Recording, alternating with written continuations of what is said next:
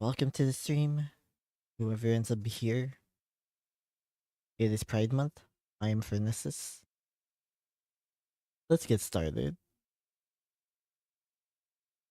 Let's play a little bit of, I guess, music.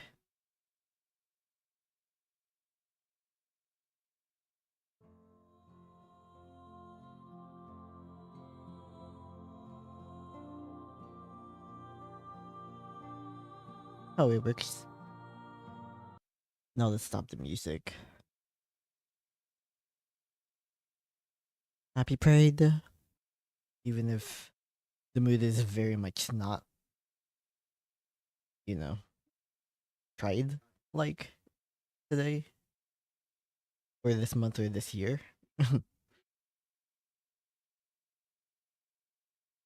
For me, spending my first day of Pride working on different things, projects, etc. Kind of funny how that works. Last night, basically, crashed out, posted a bunch of, videos on YouTube and TikTok, and then just haven't gone back. Not like everyone, it seems. But I don't think I'm that controversial, so I don't really think anything came out of it.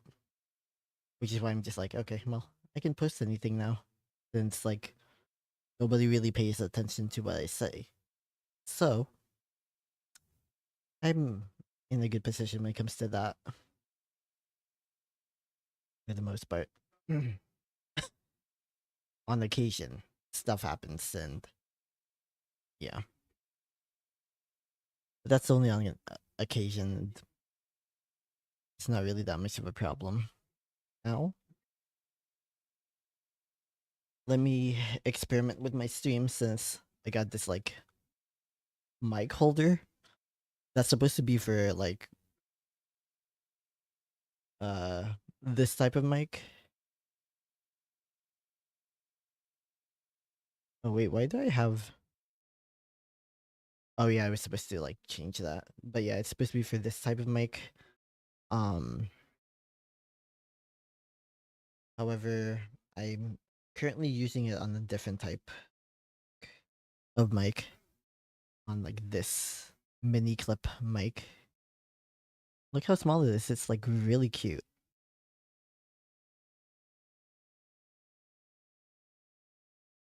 And now let me see what it sounds like when I switch. Here. Yep. It sounds pretty good. Because when I have it clipped to my shirt, it just sounds awful. Oh, I just didn't want to do that. I didn't want it to sound that just weird.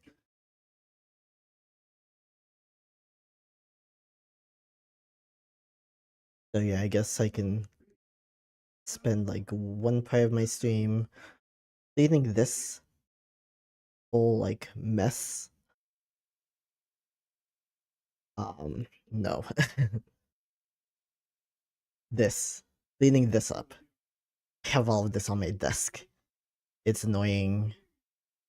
I need to do my homework, and I need to put my laptop here to do my homework.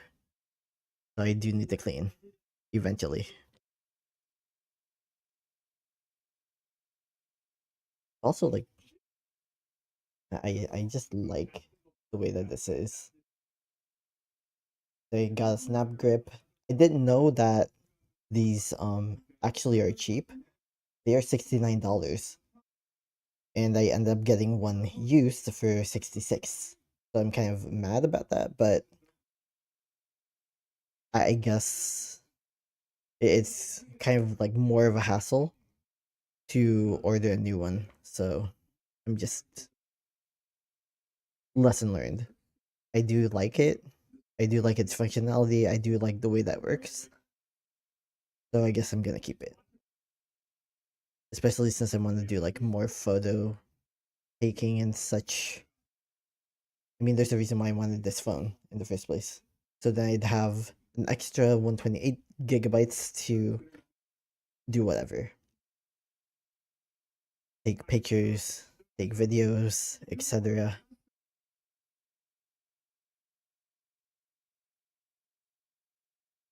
However, yeah, let's see. I feel like what I'm gonna end up doing is just like putting all of it um I'm so confused with my scenes. Here in the back of me. In that little area in the back on my desk. And then I'm gonna like use that as a launching point to like allocate it wherever. So I guess so let me play the music now. And if I want to speak, I'm gonna speak. But I'll use this mic. Alright.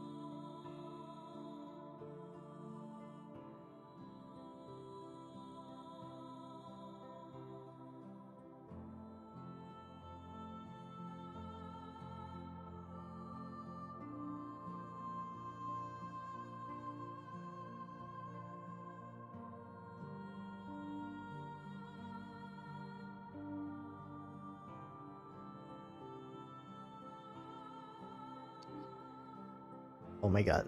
I think this gave me a very important clue. This thing. This is like a I don't like AirPads. I mean AirTags. I'm probably gonna end up buying one soon, but or at least a few soon, just because of now I have like an Apple ecosystem going.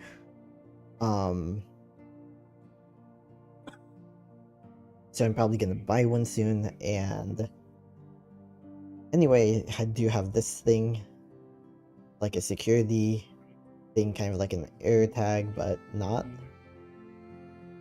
I just remembered that I think I have like another pair of like that mic that I showed before. I have another pair, but I've been just like, okay, is that thing lost? And so I think this gave me a clue, because maybe what I did was I put the wrong microphone pair thingy in the bag. So I guess I can check on that later.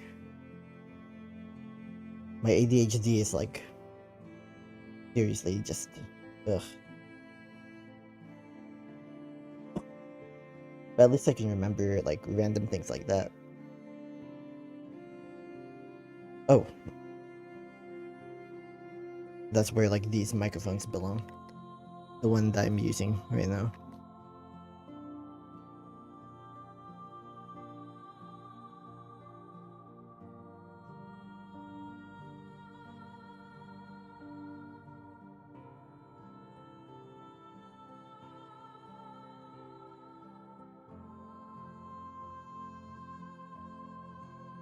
Okay, so where do I put this? Yeah, where do I put this?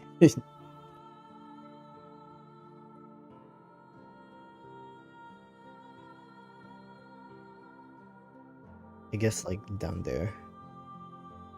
This show? Possibly.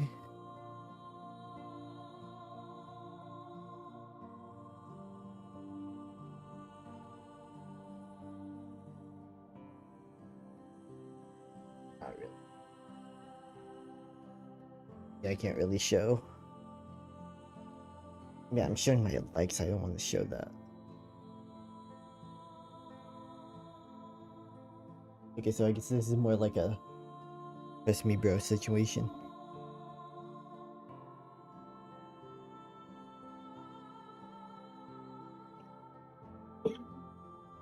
Okay. Well. That was a flop.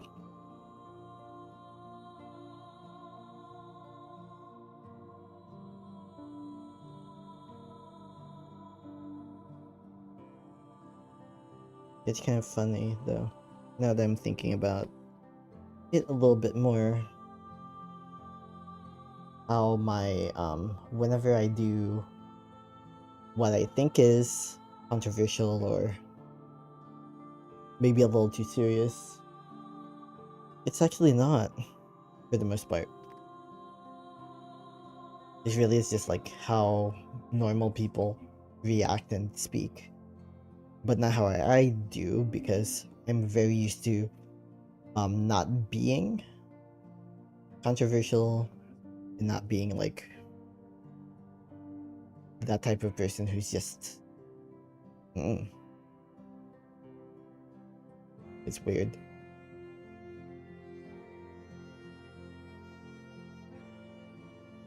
Anyway, maybe I should put my phones over here. I mean, I do think it's about time for me to just stop caring about what people think, even though I keep telling myself that. I never actually implement it. But now I guess it's time. I don't know, life is way too short for me to like care so deeply. The hell is it eBay telling me? The underdog.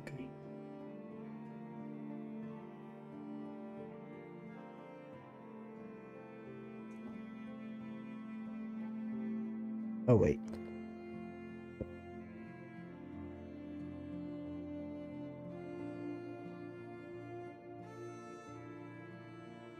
Oops.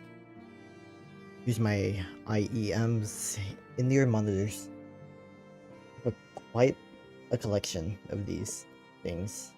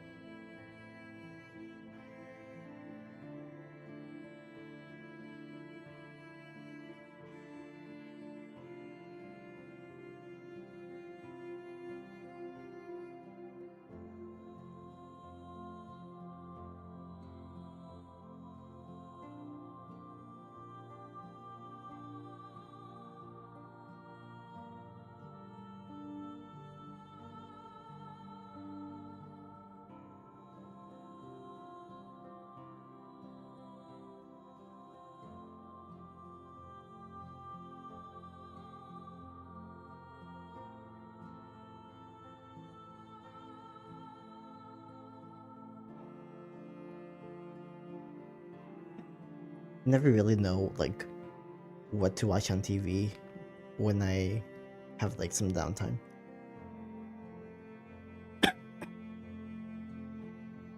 Oof. Somehow I got like this random cough after taking a medication that's supposed to prevent this type of stuff.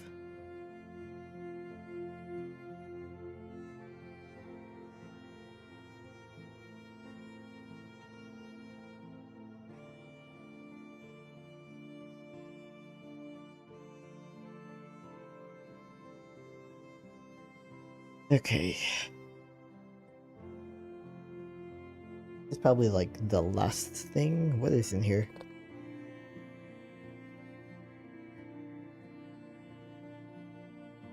Oh, another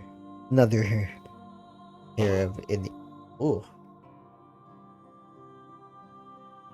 another pair of in-ear monitors.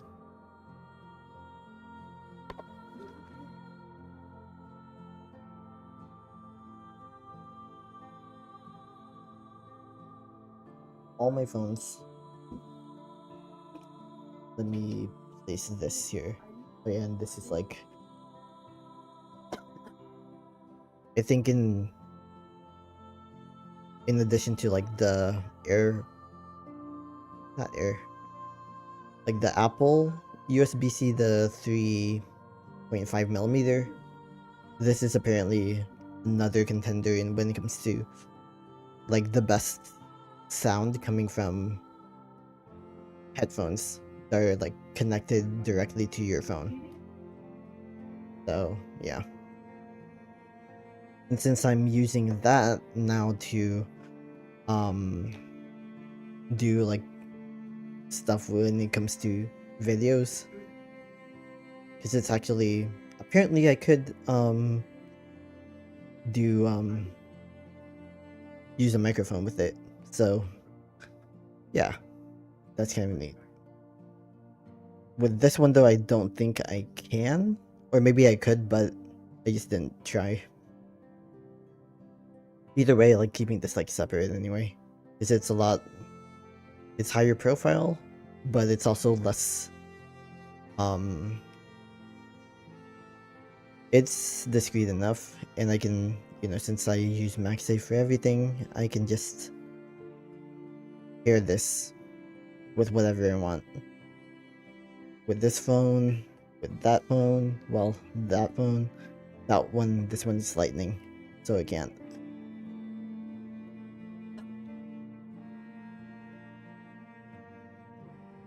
But yeah, that's going back there too. There's this. This is what I'm using to connect this mic. Well, the USB-C transmitter for this mic to my PC, because, well, of course,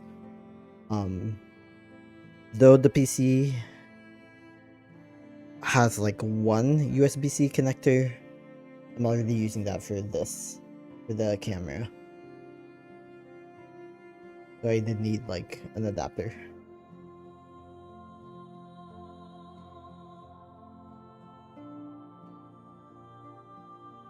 Then use my other mic thingy that I can pair with, like, if I ever wanted to do like an interview, which would be funny, wouldn't it?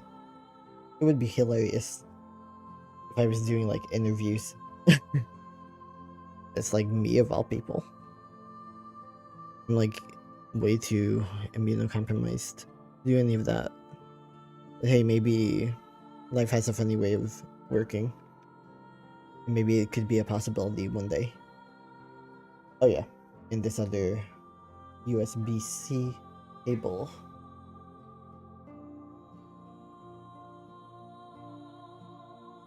That's not back there. There's this.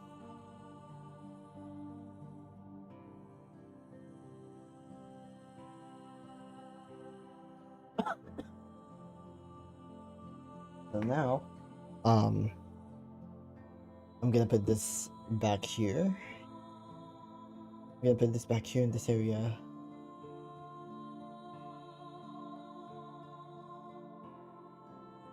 I really hope I'm not like going back to my people pleasing tendencies, because I just want to stop doing that.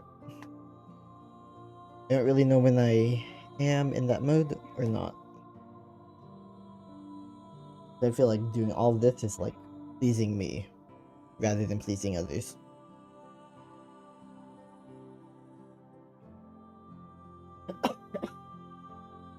Maybe it's the dust. I'm not sure. But I have unlocked something. And let me get it from the back. And straighten this a little bit. Even though it's Pride Month, this.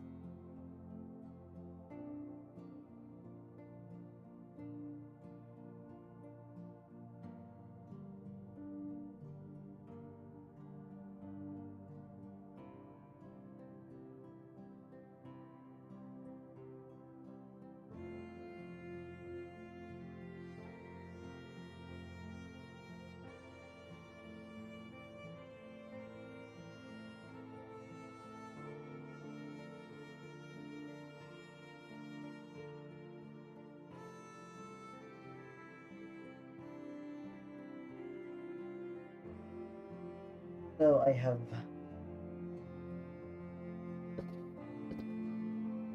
have unlocked the cute dog. He wants to join.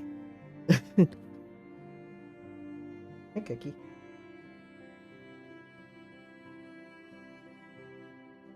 Yeah. It's like the perfect stress relief to just hug her. Because she's so soft.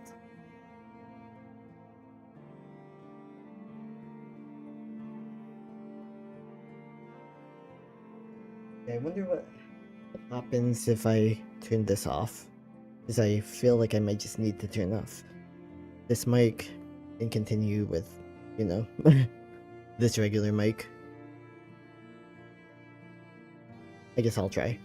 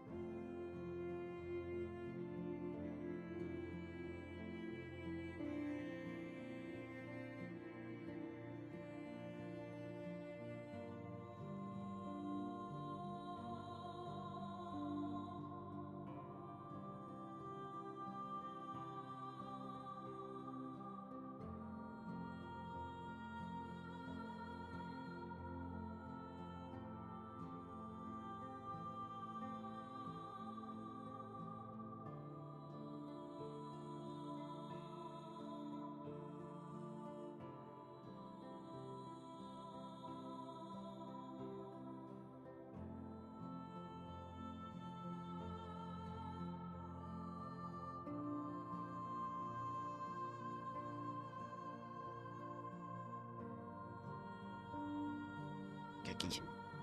Okay. Yeah. Forgot that I. Why do you do that on camera?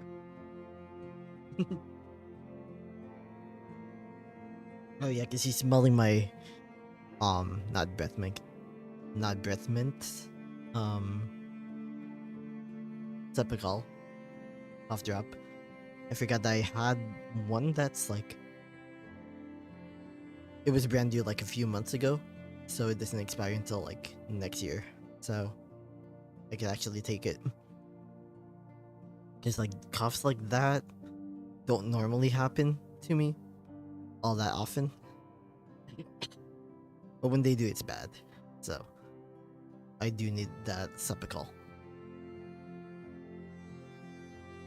Oh yeah, wait.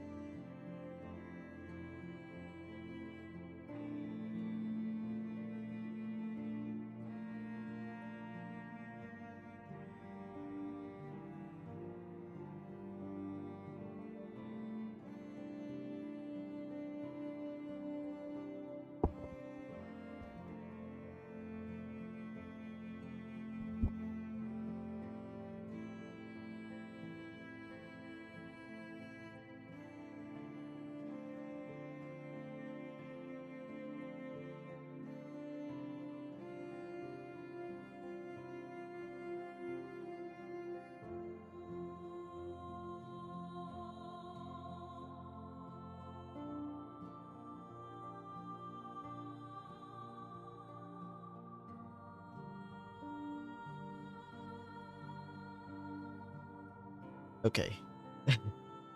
I had to put her back. Oof. Yeah, I had to put her back to the window because my father's about to leave to pick up my mother.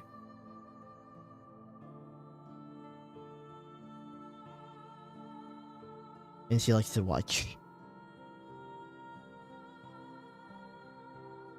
I'm just gonna open up my notebook.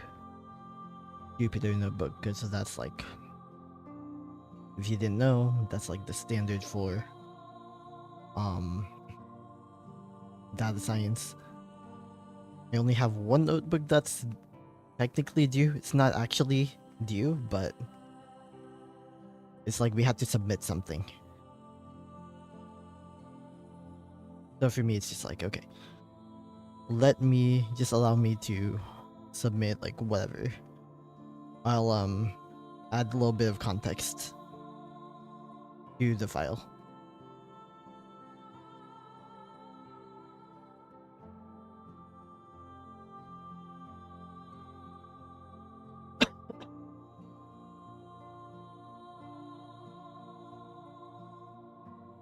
Oh shit. I still have like the prompt from last semester because I copied like some of the variable names, some of like the labels for different like, I don't know how to explain this, for different like objects, Python objects. Objects using, you know, the programming language Python, which I've instantiated as like, I mean, using other things like, you know, the data science libraries that are built for Python. I'm definitely not explaining that well.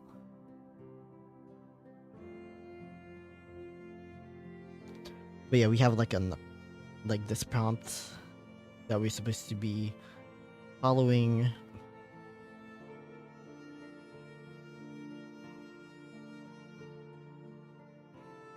I did my paper on AI ethics earlier today. I submitted it, all of that.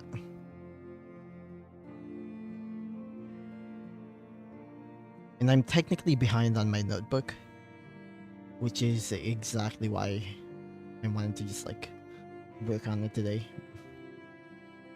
Because what I'm supposed to submit is for, you know, the second week, but it's already the fourth week tomorrow. And I haven't even started on the third week yet. But I feel like, you know, once I show myself like what the hell I'm gonna do, then yeah, I'm probably gonna be able to share whatever I want. Or like, you know, write whatever it is that I want to write. And the prompt is very vague. That's the main problem here for me. It's very vague and open-ended, but that's on purpose. Okay, no specific questions to answer in your notebook files. Oh my god. Okay. Why do I always forget that? I don't know. I hope I do well this semester, nonetheless.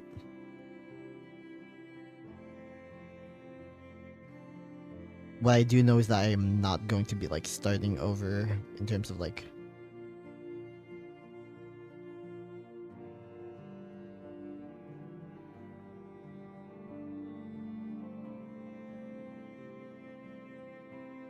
I'm literally absolutely not going to be starting over when it comes to like running each of these notebooks. And so I copied and pasted my file. Instead of saying, oh shit, instantiating. Yeah, I completely forgot that like these headphones, like nobody is gonna hear whatever is like whatever issue I'm hearing because it's with the headphones. I only know that because one time I recorded and I was just like, oh wait, I didn't even hear that breaking sound I keep hearing. And it's like, what's the common denominator? Because why do I hear it when I use it with this PC and when I use it with my other one that I more or less dedicate towards like data science? These headphones. Because it's just convenient. You know, but like at the same time, yeah, it's annoying whenever it like breaks up the signal.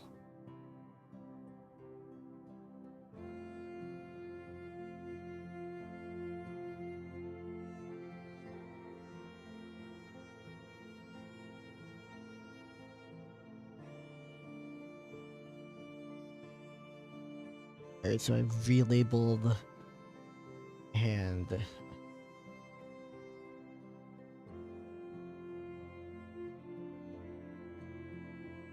oh yeah, I'm taking out any of the unnecessary like imports. Because in data science and really in programming in general, you gotta import like a few libraries that enable you to do your job. And so I'm just like, okay, well, let me take out the ones that aren't being used.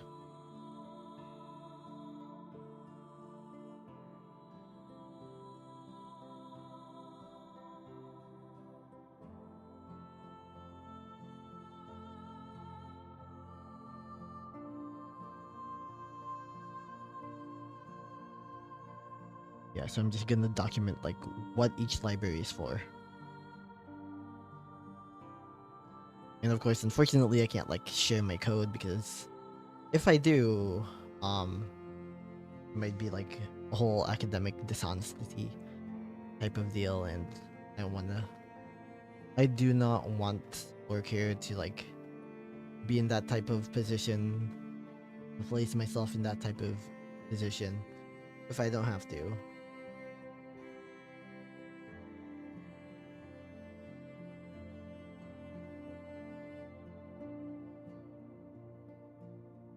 Oh boy.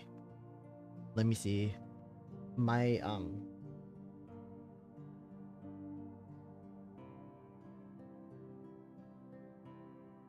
My screen possibly froze. Oh wait, did it freeze?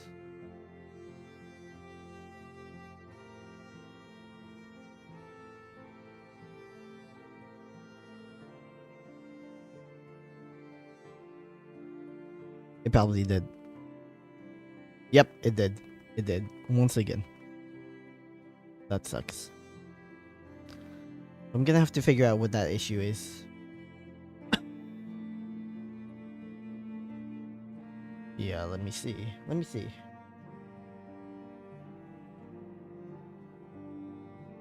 Just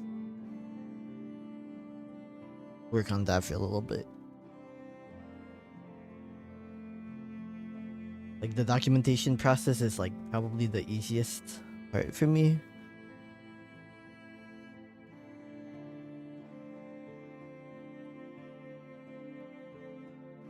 But at the same time, it's like the most tedious part as well.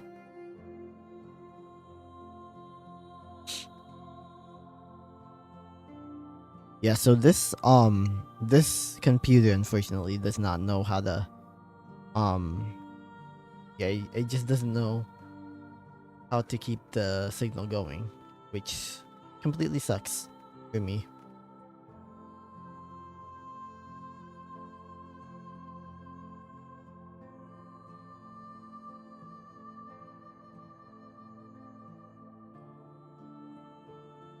Because I want so bad to like let this thing shine. Because it's, you know, I'm really proud actually of having this like setup done the way that it is being done.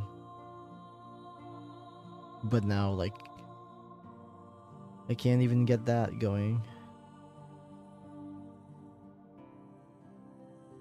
Can't even get that going.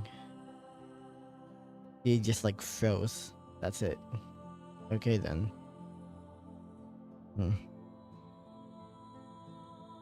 You know what?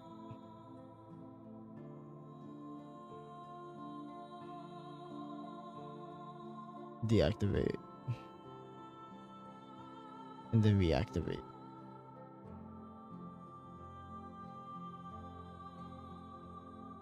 Nope. It's just gone. That sucks. Completely. On my other PC, it works seamlessly. But this one's like, nope.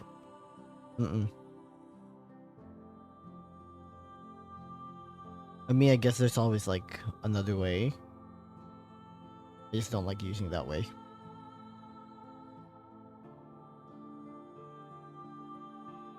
And I mean, this is the second stream. This is like the second stream where that's happened.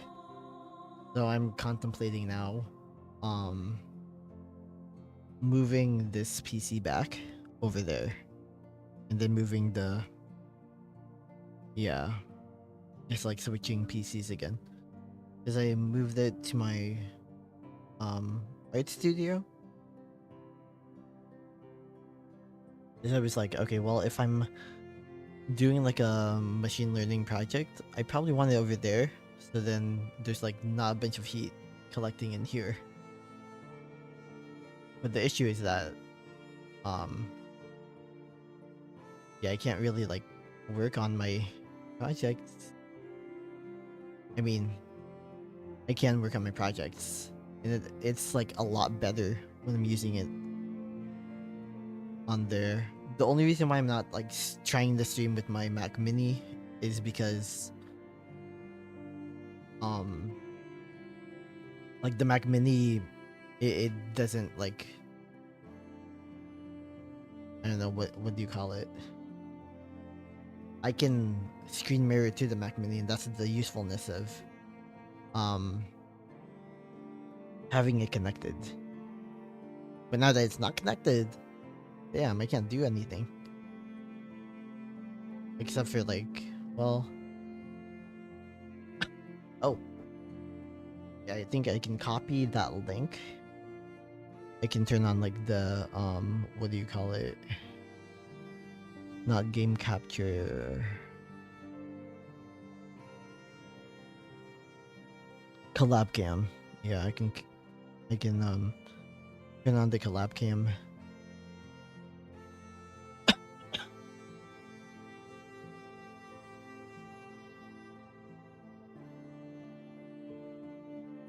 And see how that works. So let me try.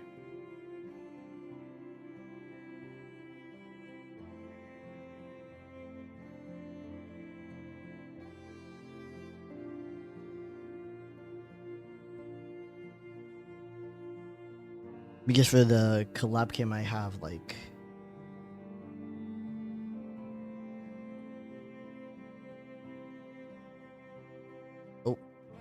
I'm turning on like the wrong button on my phone, on this like phone that's now technically my dedicated webcam.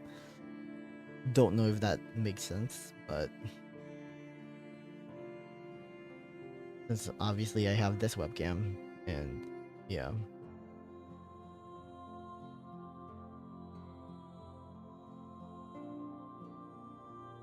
Oh yeah, and I can do something as well, like with this webcam.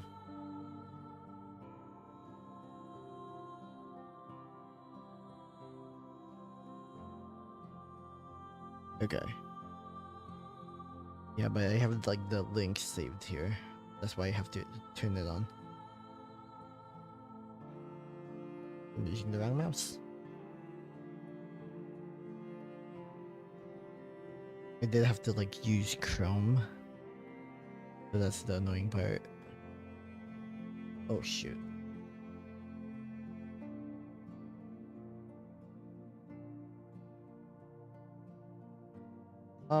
Excuse you? What the hell is going on here?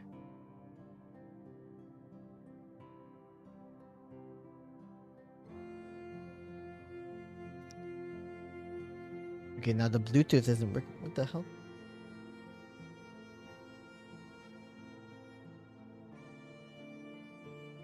That's so weird.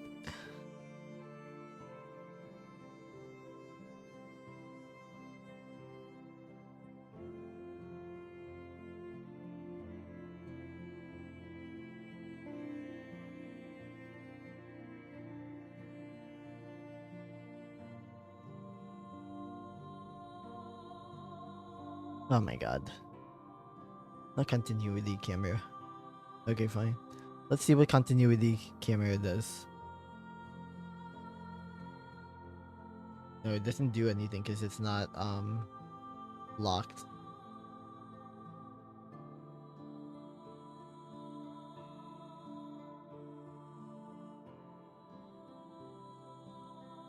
Yeah, because apparently it's supposed to be like locked and mounted.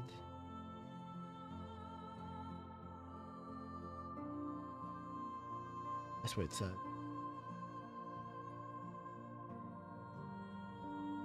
Yeah, so I'm not doing that.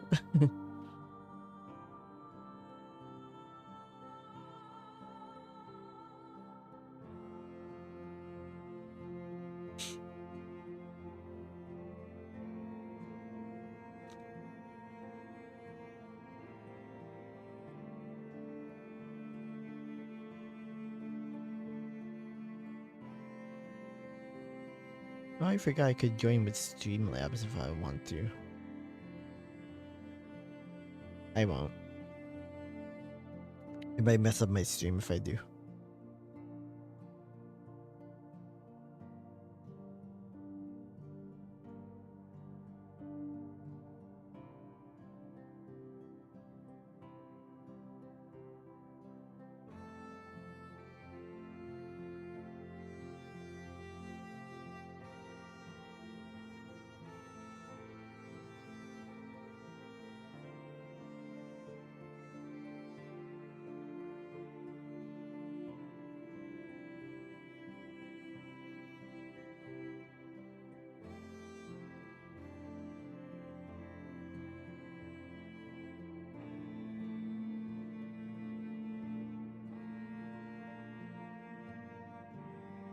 Yeah, let me turn off my mic. Or my Mac Mini. Let's see if this works. Entire screen. We will see. It might.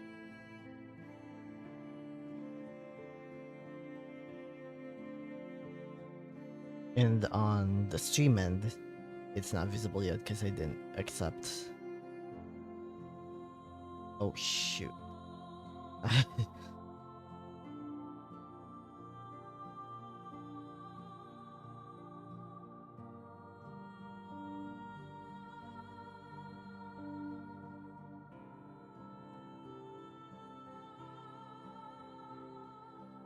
What do you mean? Okay, here. Yeah. Now let's see if it's like possible to do I think might be possible?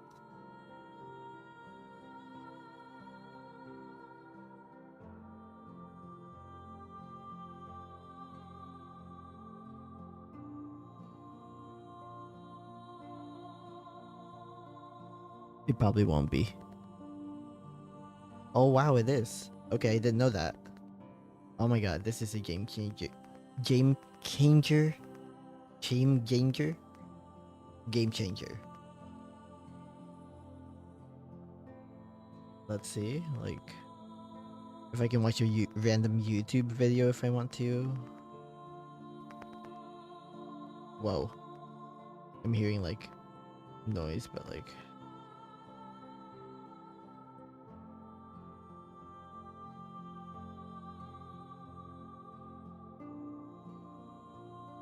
Yikes.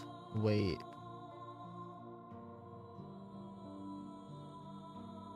Oh, shoot.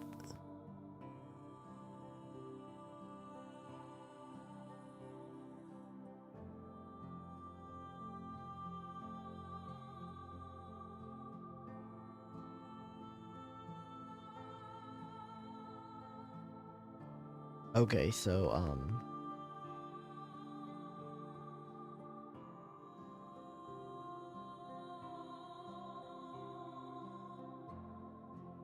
okay, let me stop mirroring. And actually, what I'm gonna do right now is walk around. I have to, according to my Fitbit.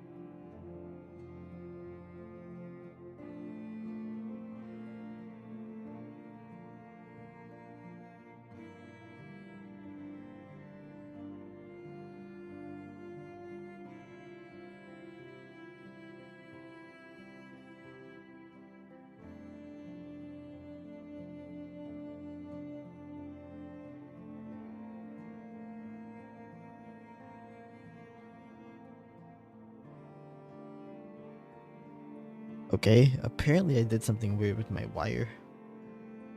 Whatever. um, yeah, main reason I have my dog in the back is because she wants to watch.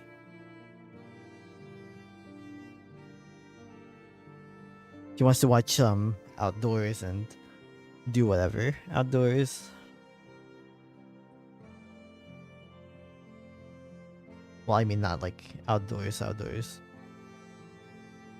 Ugh. Sound outfit. Built in. Let's see. Oh.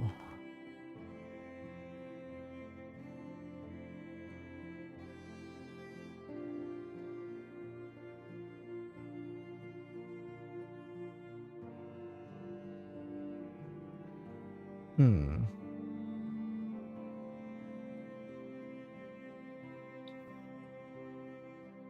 Wait, is it possible to like...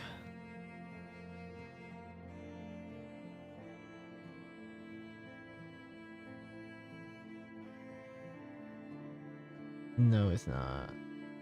That sucks. iPhone microphone. D200. No.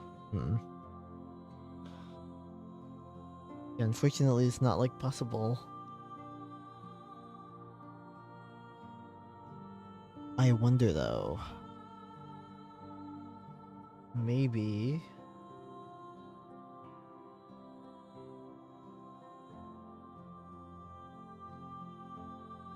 Oh wait. Maybe.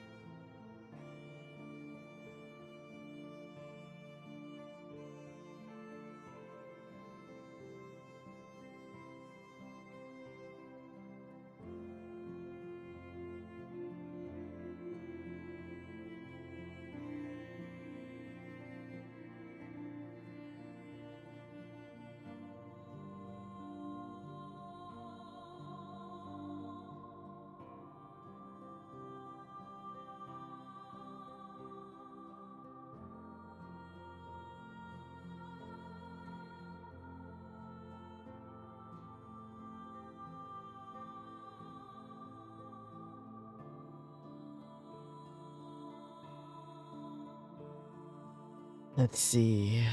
Oh shit. Fuck.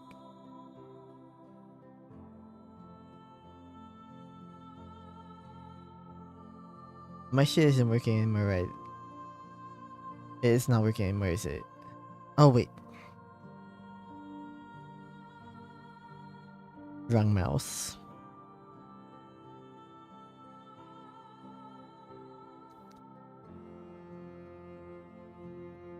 Well, you know what? I'm gonna leave. And I'll like redo this.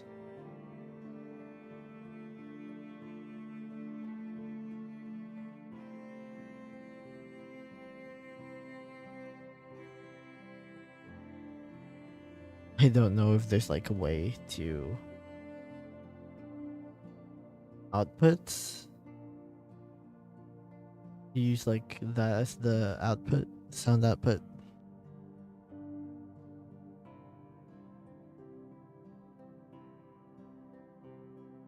Maybe there is. Is there a way to mute the mic?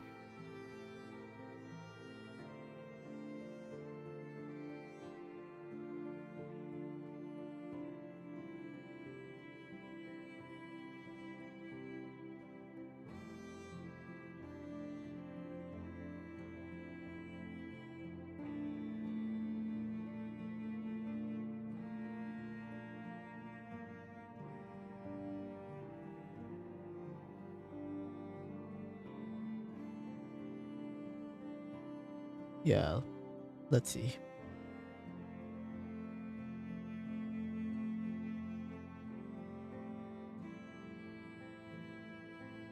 Oh wait, shit.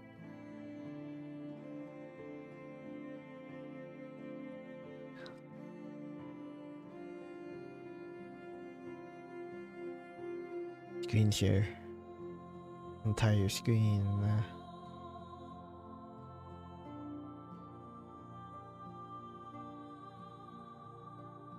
Whoosh. Fuck. Why's that phone always... Well...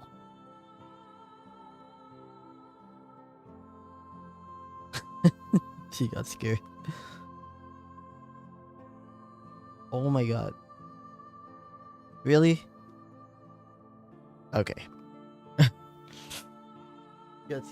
She got so scared.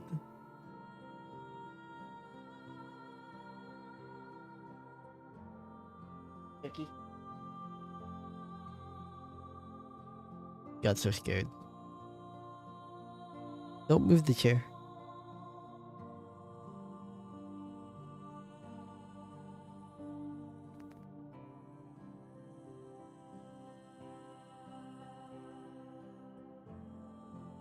Okay, well, let's see. Let's experiment. We're experimenting.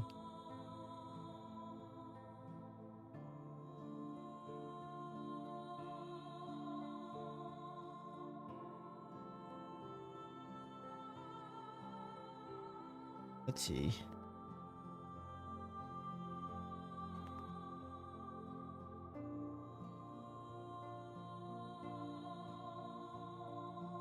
Oh shoot. Wait.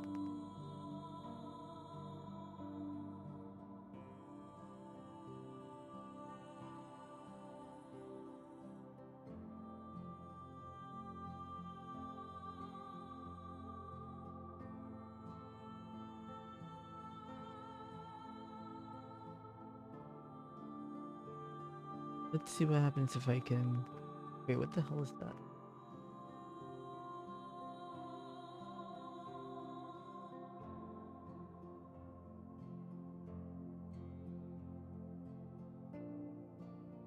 Why are there 4 options? Well, let's see what iPhone microphone does.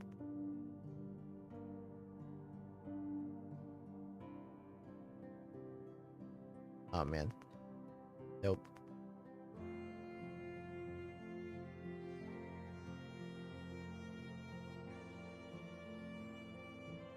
Let's go.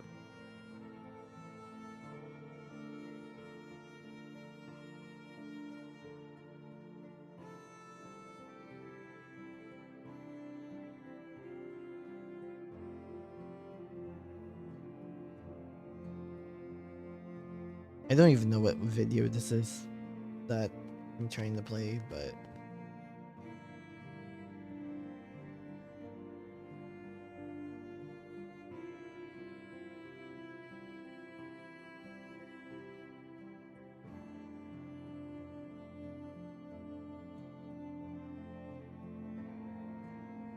Ooh.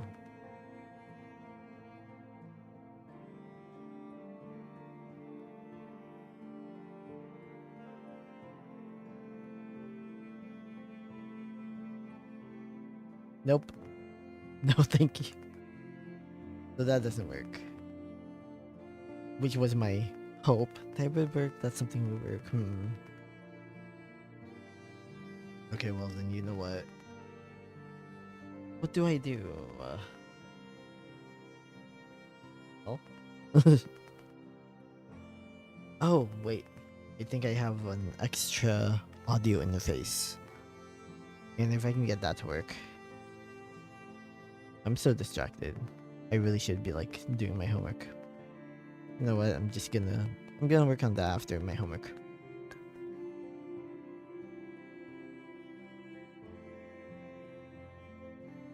Take data science. This. Play.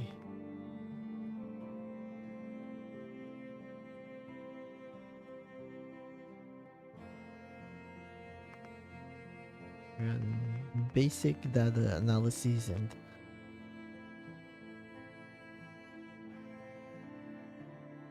run basic exploratory data analyses and machine learning models. I also imported pickle to save variables needed and pprint to save to output meaningful details resulting from running the machine learning models involved. So that's for that one part.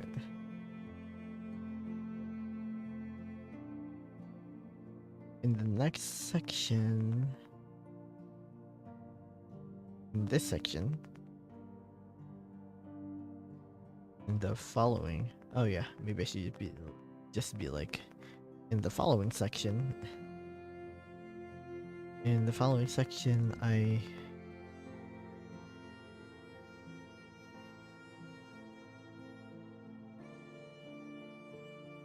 the pandas and libraries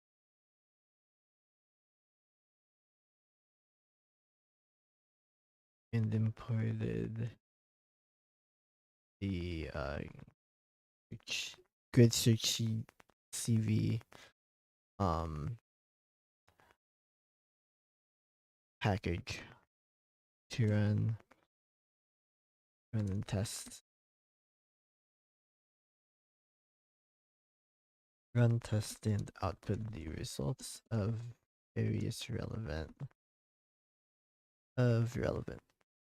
machine learning models.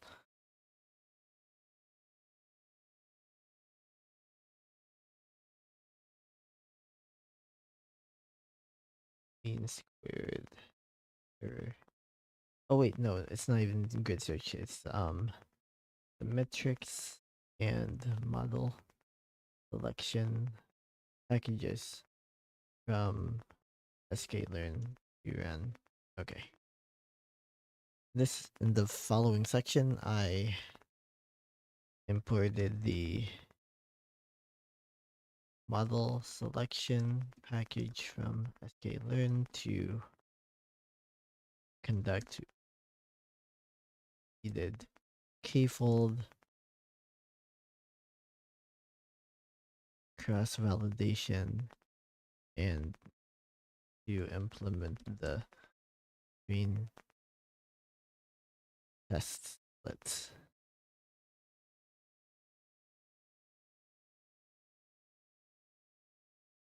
I also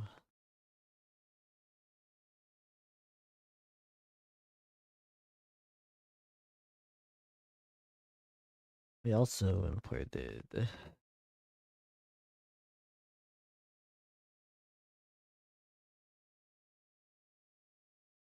variables as needed and imported matplotlib to run plots of various model results. So this is that second section for me. I mean the first section. The following section, I imported the lasso bridge and elastic net models from the linear model package, not package.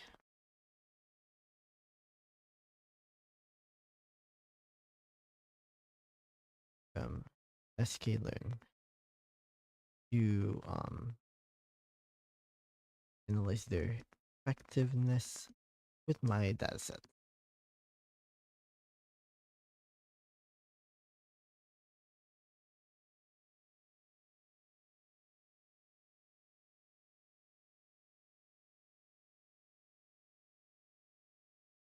In the following code or in the following section. You know what?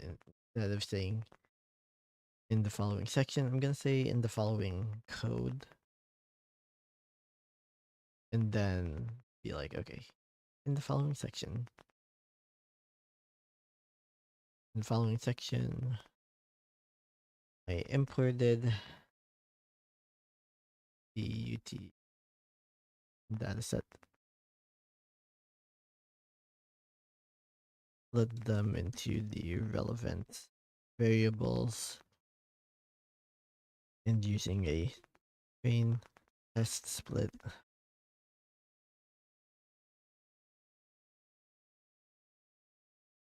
into x and y and using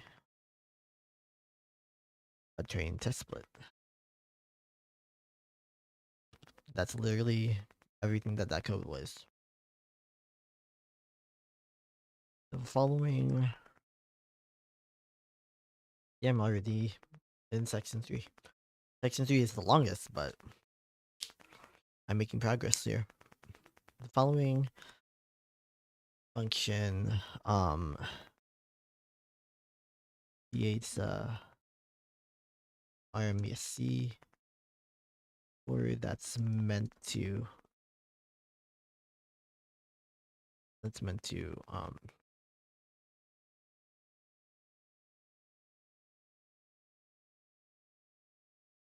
to discern the most effective model for given sets of parameters.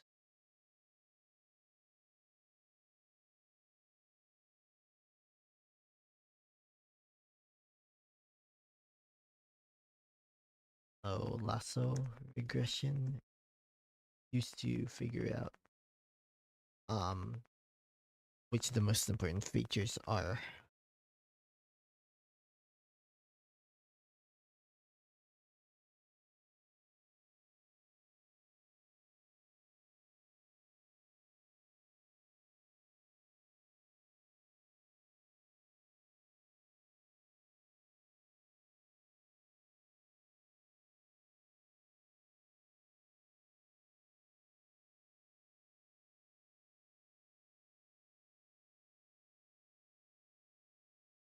Yep. Okay.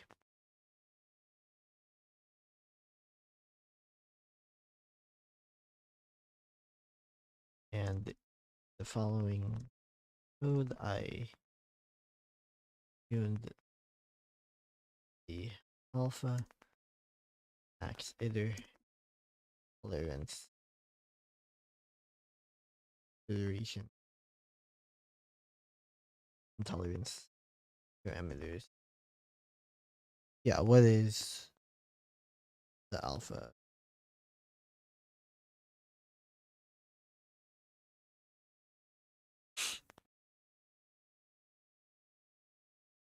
Oh, oh, Ryzen 9 PC.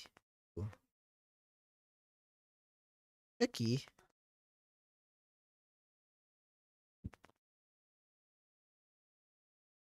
Terabyte of storage. Only 24 gigs of RAM, but I wish I had gotten that. Well, Cookie's gonna go downstairs. He's gonna run downstairs.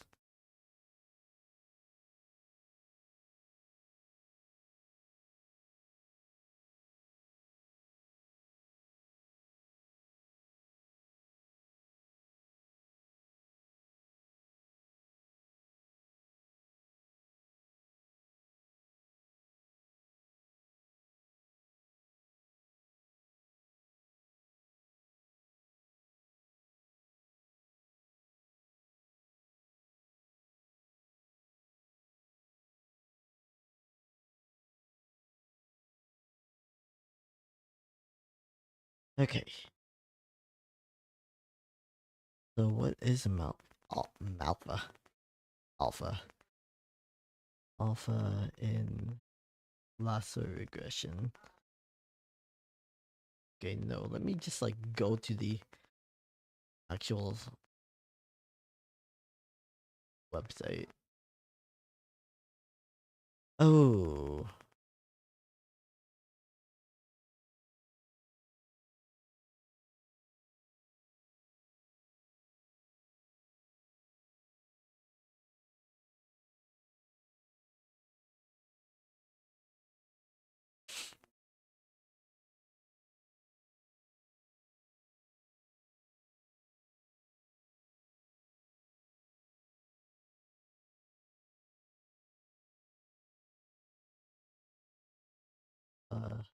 Okay, so alpha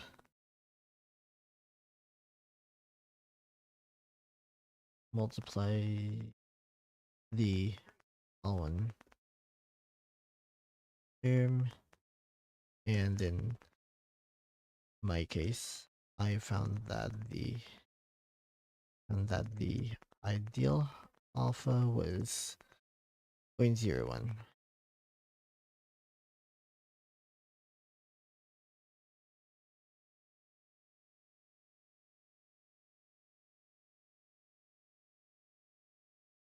Meaning that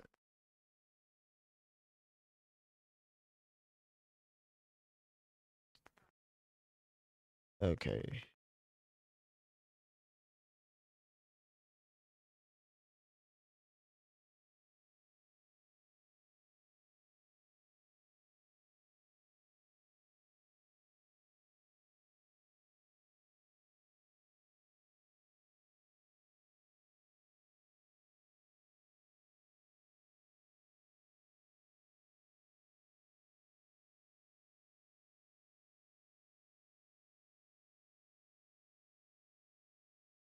Oh, okay.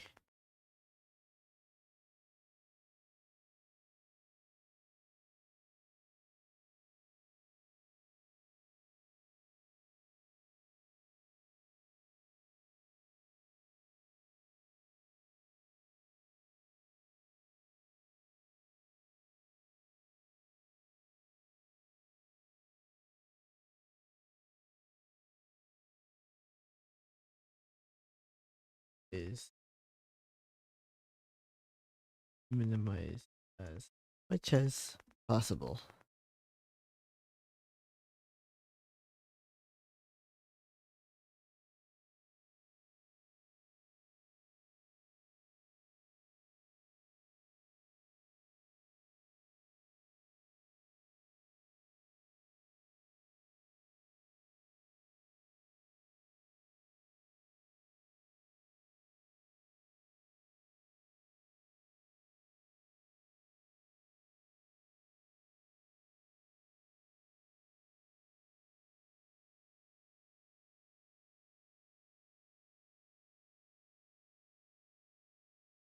Okay.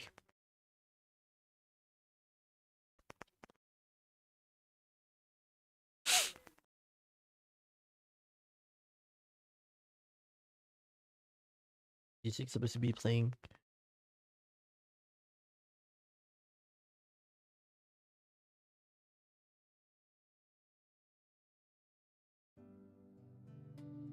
Okay.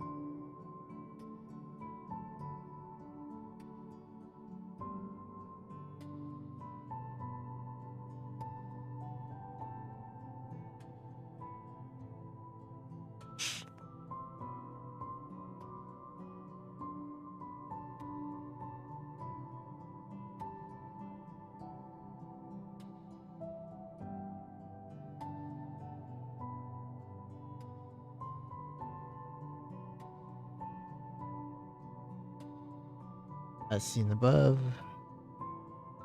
the best hyperparameters set for the best model was included an alpha value, wait, 1 8 tolerance 0.001 max iteration of 9.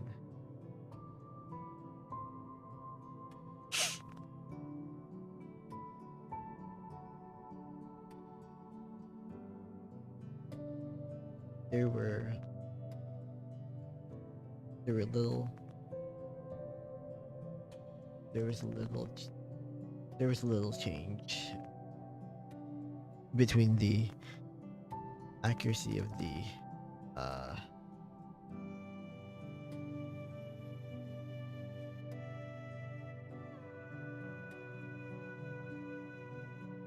accuracy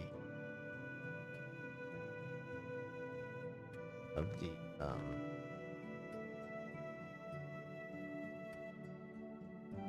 model fit on the training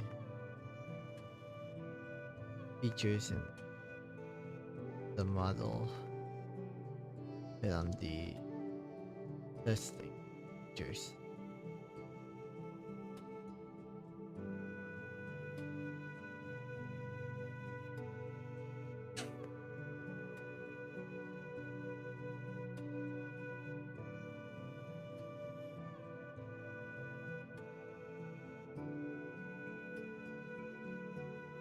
But the coefficients shows us that the coefficients above shows us that was that the most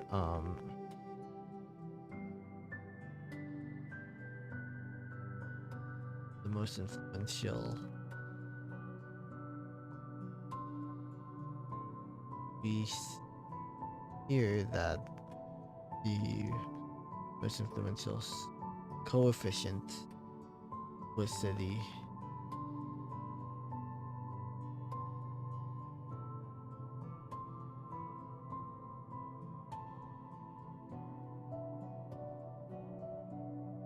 change of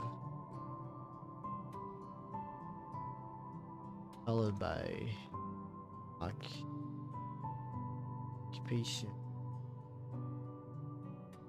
occupancy rate,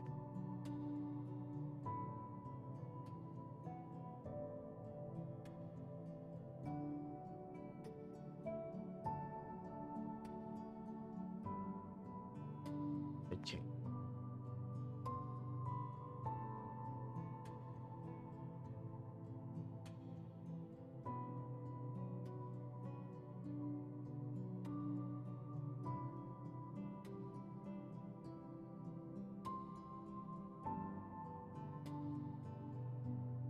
Then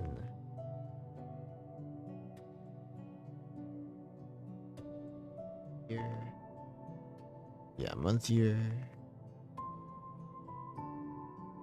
then time period, month, year, the change.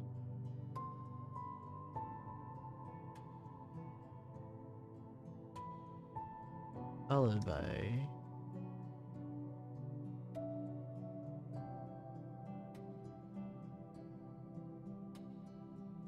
a change of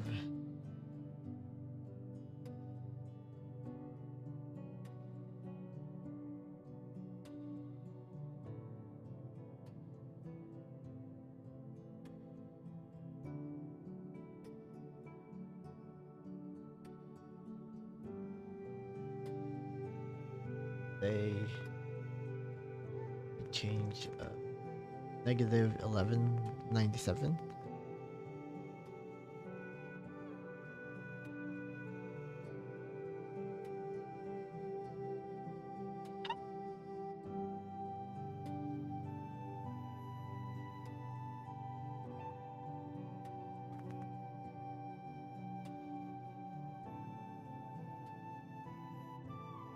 Finally, the interval yielded a coefficient of 0, meaning that it was not influential at all for predicting y.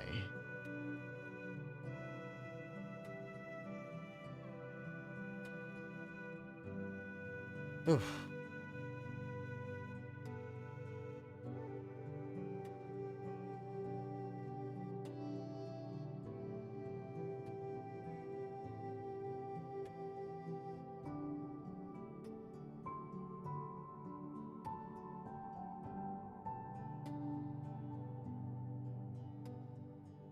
I got sleepy again. I think the relaxing music sometimes makes me really like sleepy. And then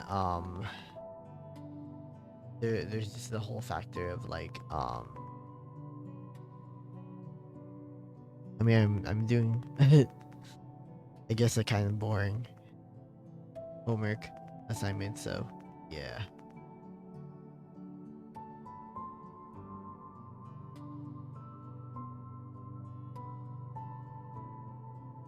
Well, I did do like the first half of everything, so there's that.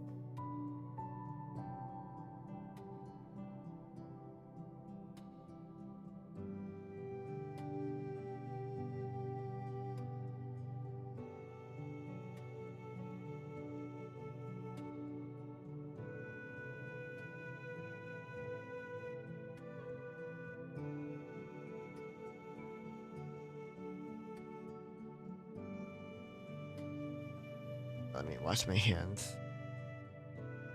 My ears get so sweaty and somehow simultaneously dry.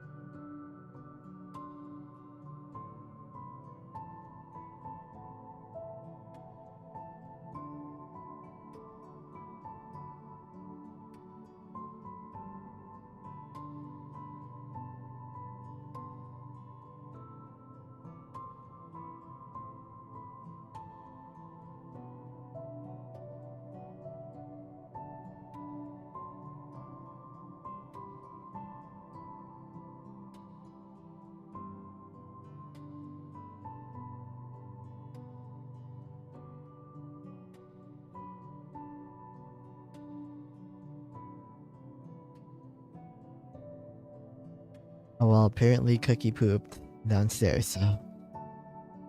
Uh,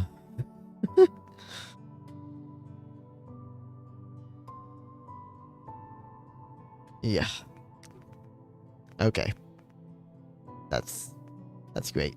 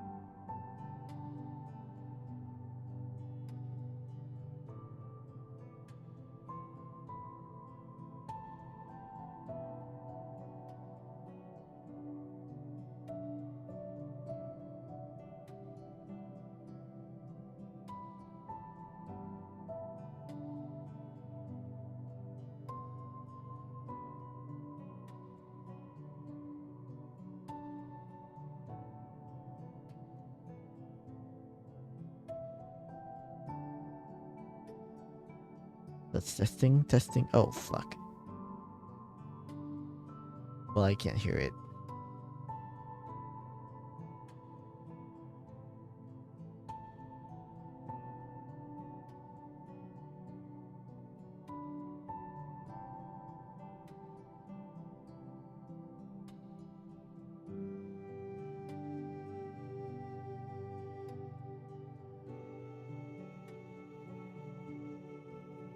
Okay.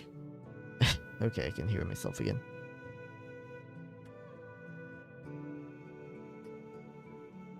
Need that level of fault tolerance. Well, let's see if this works.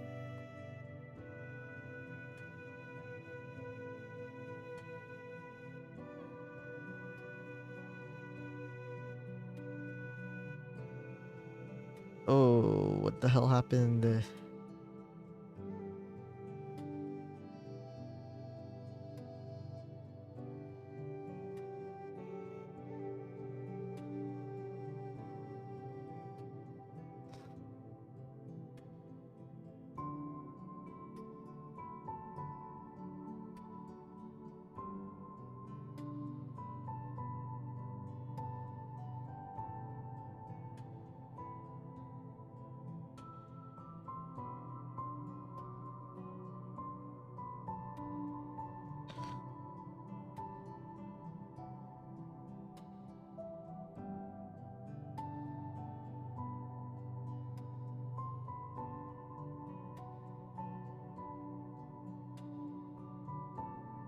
Okay. Well, at least I won't have a problem of like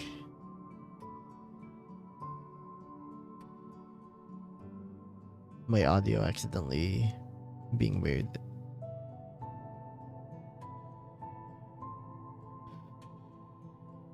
Sound output. Let's see if this works somehow. It might. That's what I'm banking on.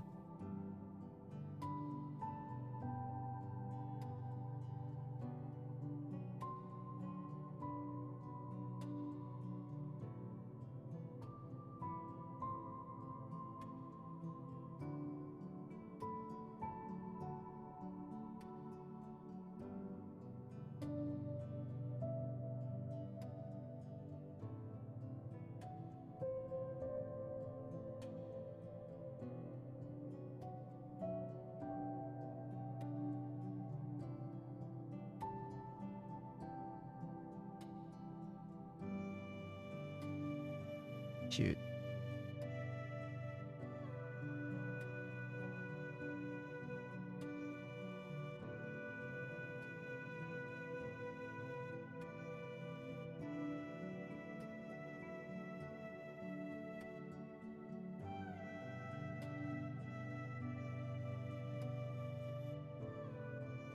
Will a YouTube video work?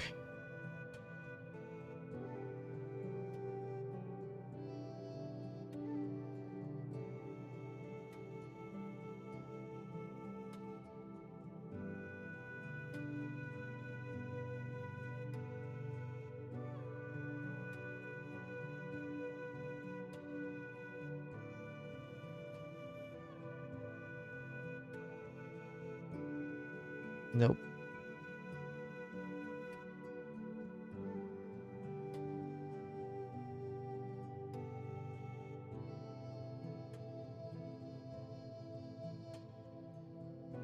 That's a bummer.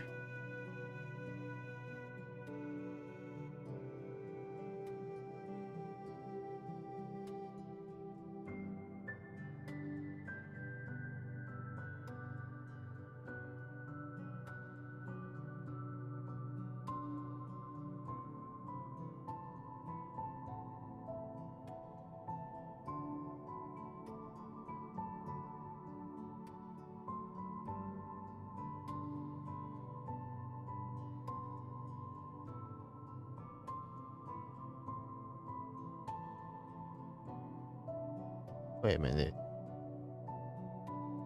Is it off?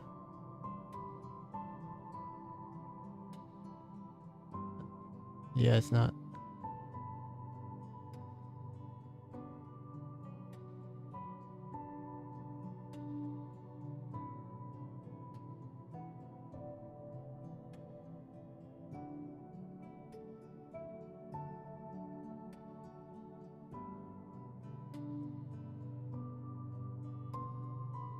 Okay.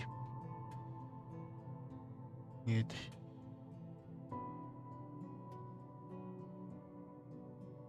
Well, unfortunately, all my attempts are like not gonna work.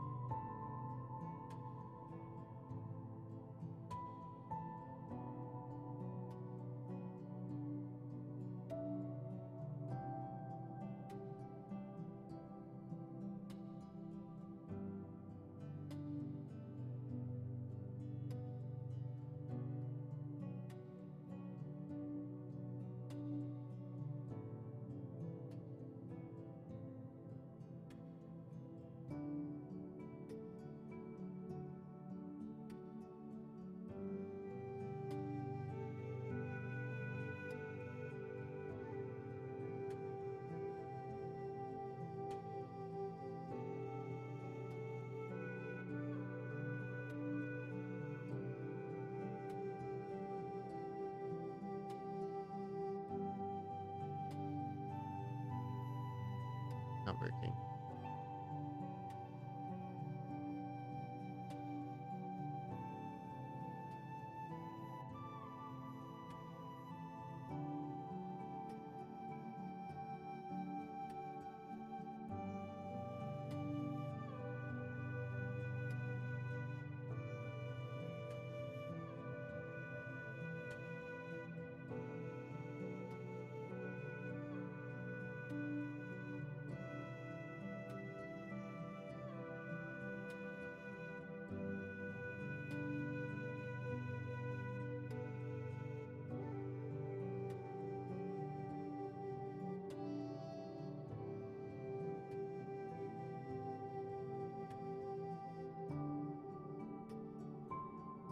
Yeah, not working.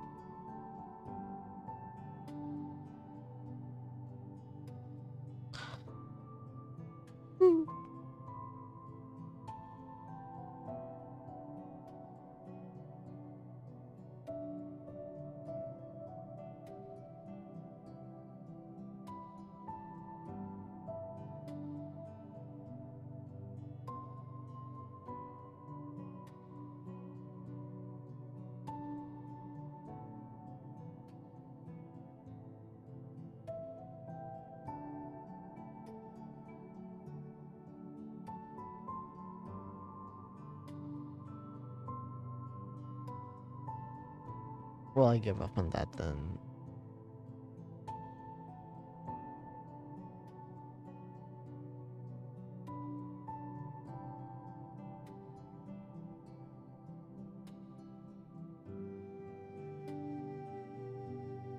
Looks like I'm gonna have to walk again. Ugh.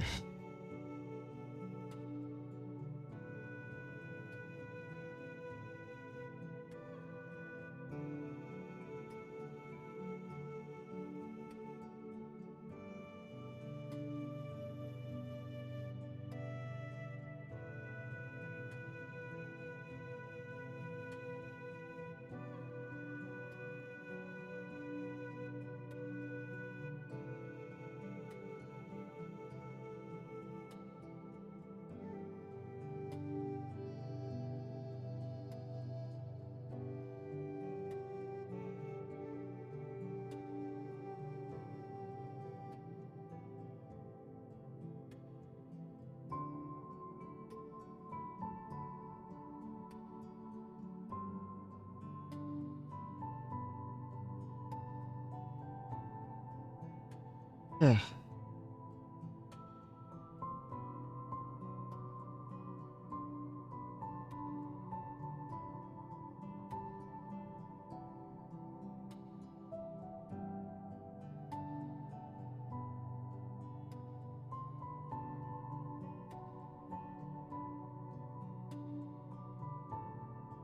Yeah.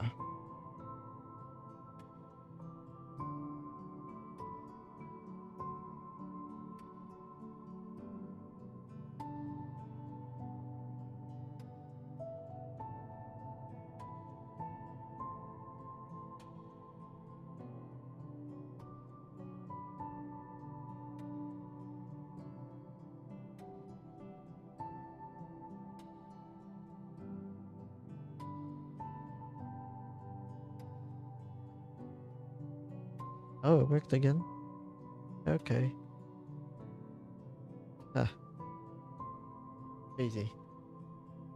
All it took was like a little bit of finagling.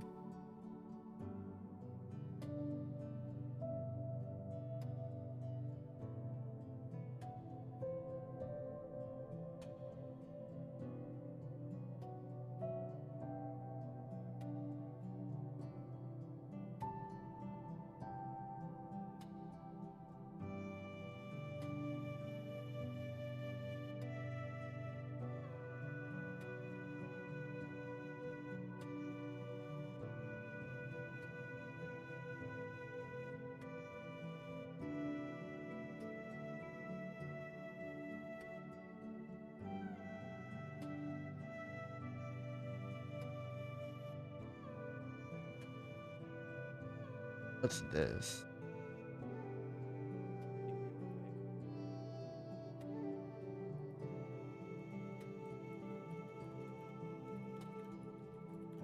It might have like stopped. 7 minutes till this press conference is supposed to start. Oh, never mind. 7 minutes.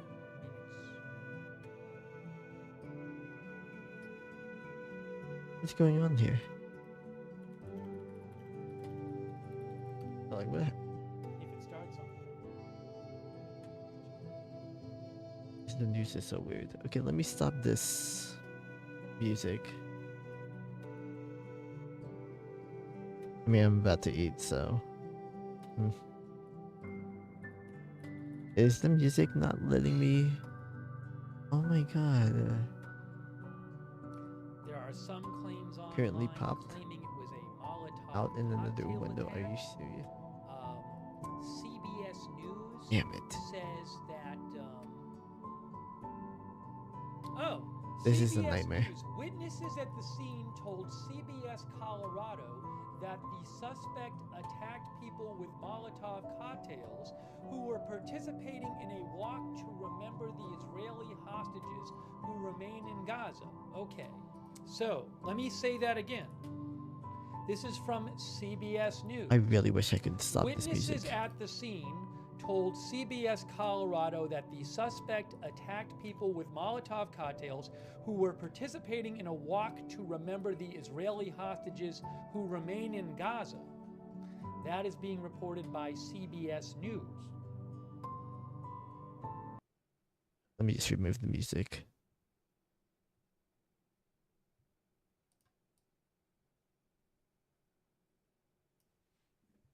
Alright, let's see what this is about. While I walk on we're coming like my walking. Oh, Fake Tux Network found somebody who said 75 steps left. Or the next 5 minutes. Fake Tux Network found somebody online who claimed that a person lit people on fire with gasoline and threw Molotov cocktails. That is unconfirmed. Oh, it looks like there's some pictures in this account as well.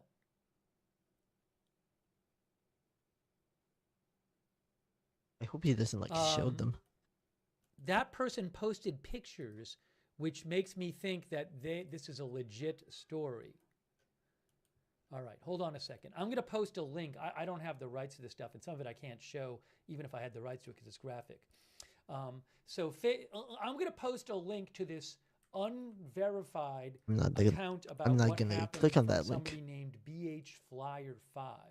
But again, in the thread, there are photos and videos, which makes me think the person was actually there.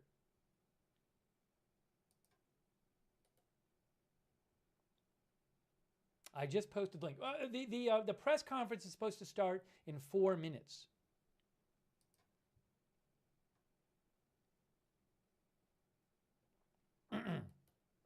Okay, so again, CBS News Colorado. CBS News is reporting that witnesses said a suspect attacked people with Molotov cocktails who were participating in a walk to remember the Israeli hostages who remain in Gaza.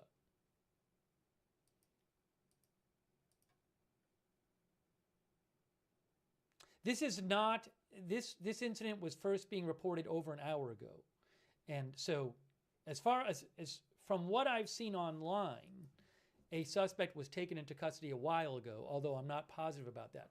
But maybe after the press conference, we can go back and listen to some of the scanner traffic from earlier. Oh, what is this? Roz Alerts had found some photos.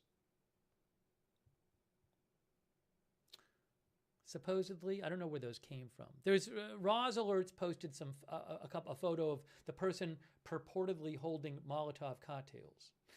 The press conference is supposed to start in 3 minutes. All right, give me a moment here. Hang on a moment. Give me a moment. I want to get ready to show the press conference. So just give me a moment here. They say they're going to have it on their social media. So let me just get ready here. There is a press conference coming up.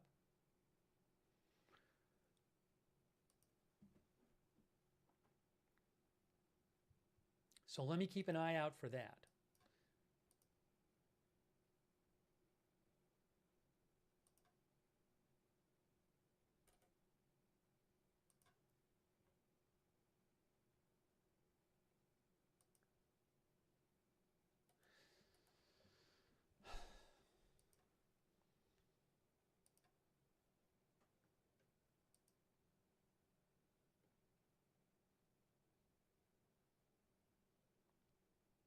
And again, I'm seeing some unconfirmed photos of a shirtless man holding liquid in containers. It looks like a clear liquid.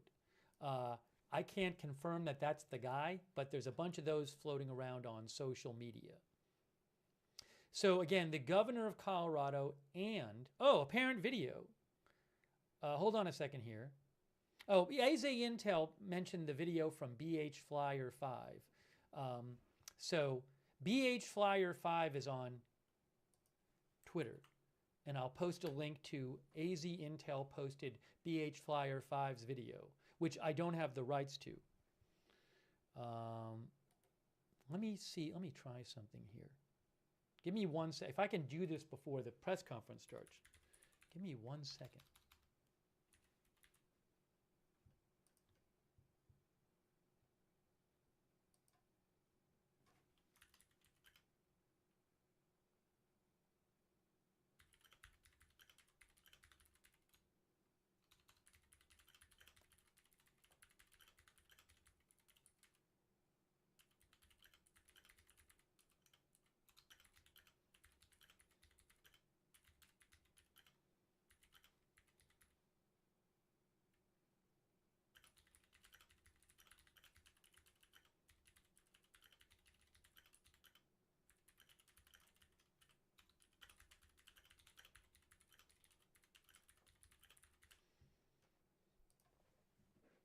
All right. The press conference is supposed to start shortly. If I can get the rights to show any of the photos and videos floating around, I will show them to you. I can't just steal them. But it is now 6 o'clock. It is Eastern time, 4 o'clock Mountain time. So the FBI is calling this a targeted terror attack. The governor of Colorado is calling this a terror attack. CBS News says that witnesses told CBS Colorado a suspect attacked people with Molotov cocktails who were participating in a walk to remember the Israeli hostages who remain in Gaza. So we are waiting for an update from the Boulder police.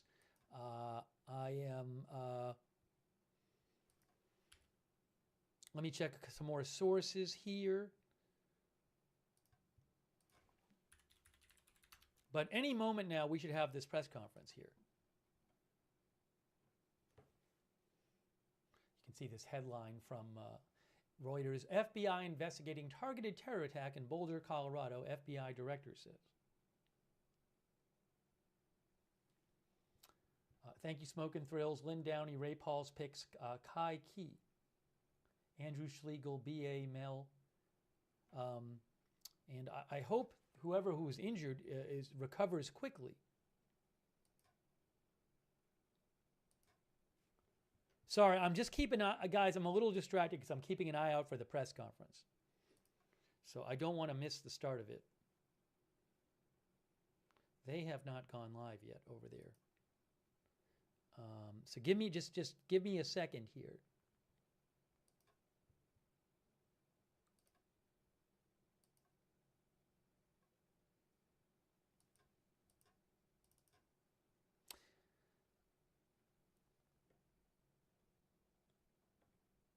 So far, I've only heard about one person. Oh, hold on a second. Intel Point Alert posted a report from CBS News saying Boulder Community Health is working hard to triage 2 people life flighted from scene. Intel Point Alert said that CBS Boulder said that.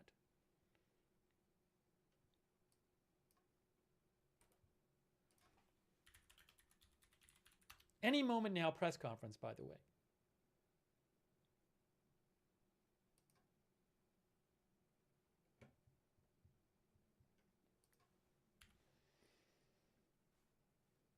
Has not started yet.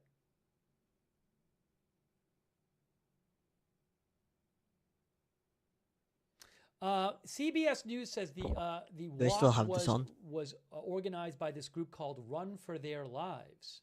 And they said who said it was a peaceful walk to show solidarity with the hostages and their families and a plea for their release. I guess I do. Israeli hostages who remain in Gaza. And as soon as I have the video... Oh, hold on. I got it. Here we go. Okay. Here we go. On the public information officer for the Boulder Police Department. We are in the very, very early stages of this active investigation, and Chief Stephen Redfern is going to speak to you about what happened this afternoon. Chief. Hold on, Steve. Good afternoon, everyone. As Dion said, my name is Stephen Redfern. I serve as the police chief here in Boulder, Colorado. Today I'm here to give you very preliminary information about an attack that occurred here in downtown Boulder at about 1:26 p.m. today. At that time, Boulder dispatch received several calls to the just like county courthouse located 2 hours ago. at 1325 Pearl Street here in Boulder. The initial callers indicated that there was a man with a weapon and that people were being set on fire. The initial response by our officers, we were on scene very quickly. When we arrived, we encountered multiple victims that were injured with injuries consistent with burns and other injuries. While our officers and paramedics and fire department personnel got those victims quickly to the hospital, our officers were pointed out, a suspect was pointed out to our officers on the scene. Our officers Let's remember that, immediately like, encountered that not suspect, even Hamas who was taken into custody without incident. supports this type of That behavior. suspect, who I'm not able to ID at this time, was taken to the hospital with They some minor only injuries as well. Condone And anything, there's a lot more any kind of we're action investigating right now within before I'm able the to release information on that boundaries of person. historical. The scene Palestine. itself is contained, but we have a large area here in downtown Boulder closed off right now. Businesses have been closed, and we have asked people to avoid the area. This area is not safe yet. We're dealing with a vehicle of interest. We're dealing with a large area that we are making sure it's safe before we allow people to come back into the scene. If your vehicle is here in the several block perimeter that we have, please follow our social media. We will announce when the roads are open and people can retrieve their vehicle as well. I appreciate everyone's patience as we work through this complex scene. What I will say lastly is this was a beautiful Sunday afternoon in downtown Boulder on Pearl Street, and this act is unacceptable. I hope you'll join me this evening as we're working through this investigation. We are working, I just came from the command post. We've got dozens and dozens of people here, our state, local, and federal partners, working through this to figure out exactly what happened. I ask for a little bit of patience as we do that, but also I ask that you join me in thinking about our victims, the families of those victims, and everyone involved in this tragedy. Our hearts go out to them, and we are going to do everything we can to work as hard as we can throughout the evening to provide more information and get answers for everyone. With that, as I stated, it would be irresponsible for me to speculate right now on motive and other things. I will take maybe a handful of questions, but then I've got to go back to a briefing. I had a quick one. Yes, Sean. Was an actual protest going on when this occurred? Were a group of people gathered and were words said that would indicate this had anything at all to do with that protest? So what I will tell you, on Pearl Street, it's a walking pedestrian mall downtown here. There was a lot of people out. Very beautiful day. There was a group of pro-Israel people that were there in a peaceful demonstration. I wouldn't even call it a protest.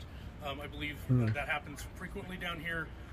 They were there in that area. We are looking and actively interviewing victims and witnesses to determine if that group was targeted or others, and we just don't have those answers yet. Those are things we hope to be able to provide you later this evening. FBI is already calling it a targeted terror attack. Would you also Of course they consider are. it as a terror attack? So I've been in contact with our local They FBI think that anything that is multiple times. We are in contact with them anti-Israel here. is We're not calling terrorism. it a terror attack at this point. Again, it's way too early to speculate motive. I don't agree know with there's the a lot out actions there on social because media, but I ask people just this to is give us not a little bit of patience productive before at we all go through for a really liberation, complex but scene. A lot of at the same witnesses time, here. We've taken them to another location to of course the debrief them, FBI is interview them. going to As jump we to do that, I conclusions, think the jump the picture will gun. become more clear. but it would be irresponsible for me to speculate on motive this early on. We're only a couple hours into this thing. About the suspect, right about the suspect, can you confirm the description about him? Because we know any picture running in social media. I haven't seen it, and I wasn't here when he was arrested. All I know is it's an adult male.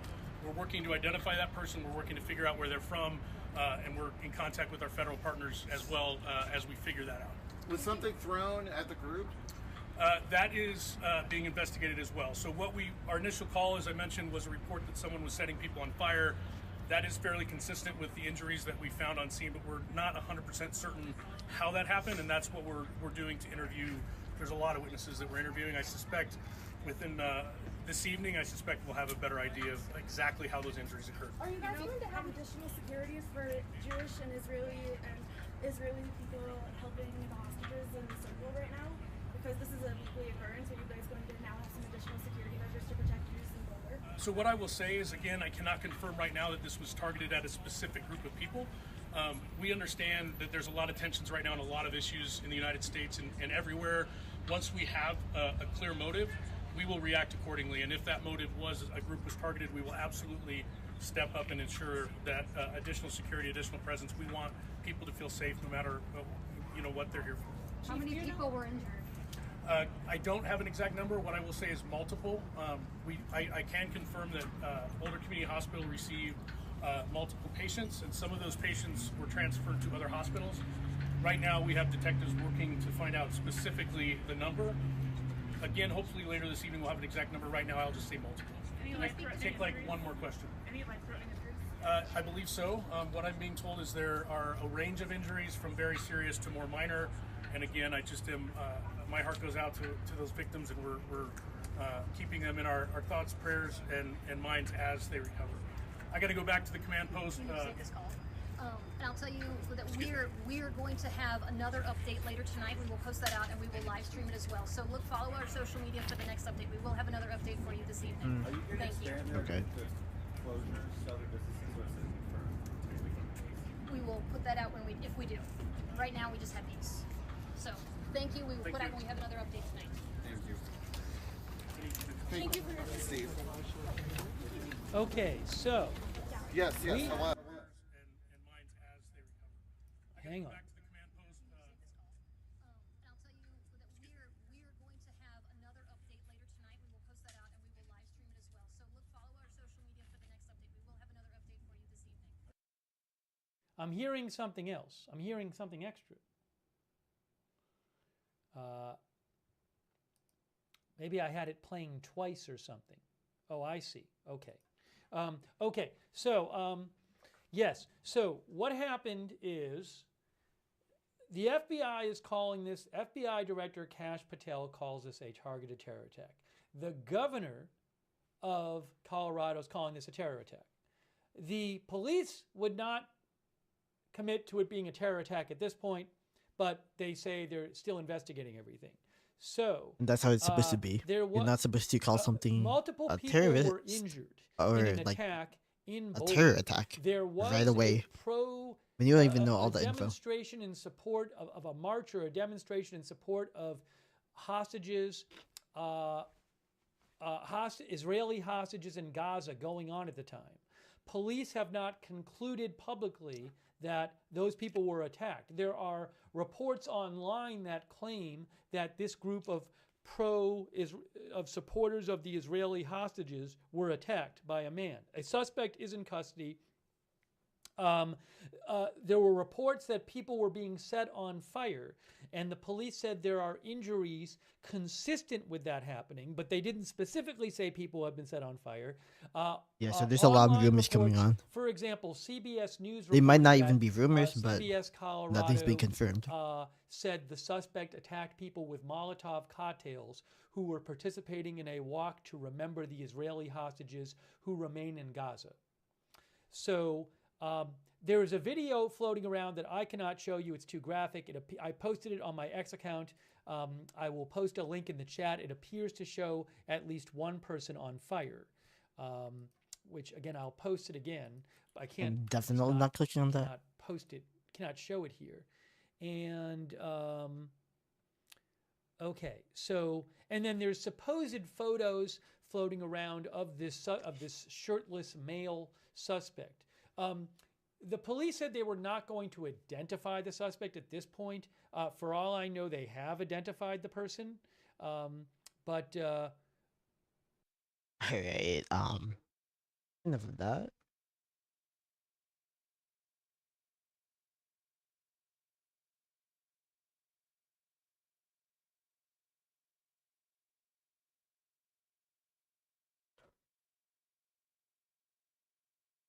Yes, let's see this. Not sure. I'll say this because I don't think my PI is going to be listening. I don't think he cares either. But you're there for like the week of the presentation. I presented first day, so for the rest of the time, you're kind of just going to like see cool talks and meet cool people and do cool things. We bought a rack of beer at our Oh. hotel room, and me and my Oh, this is the type of flatmates, thing we can be. smashed that entire rack of beer after every single night of coming back from the conference. It was just such a vibe. Like we would just like put on a movie, smash some beers, like chat shit, and it's just such a fun vibe. I love it. Some more concerts that I've gone to from Austin. hold on. These guys are the Reverend Horton Heat. Sick. Yeah, I'm big into the What the music hell is scene here. I that? highly recommend trying to get into music and kind of public arts.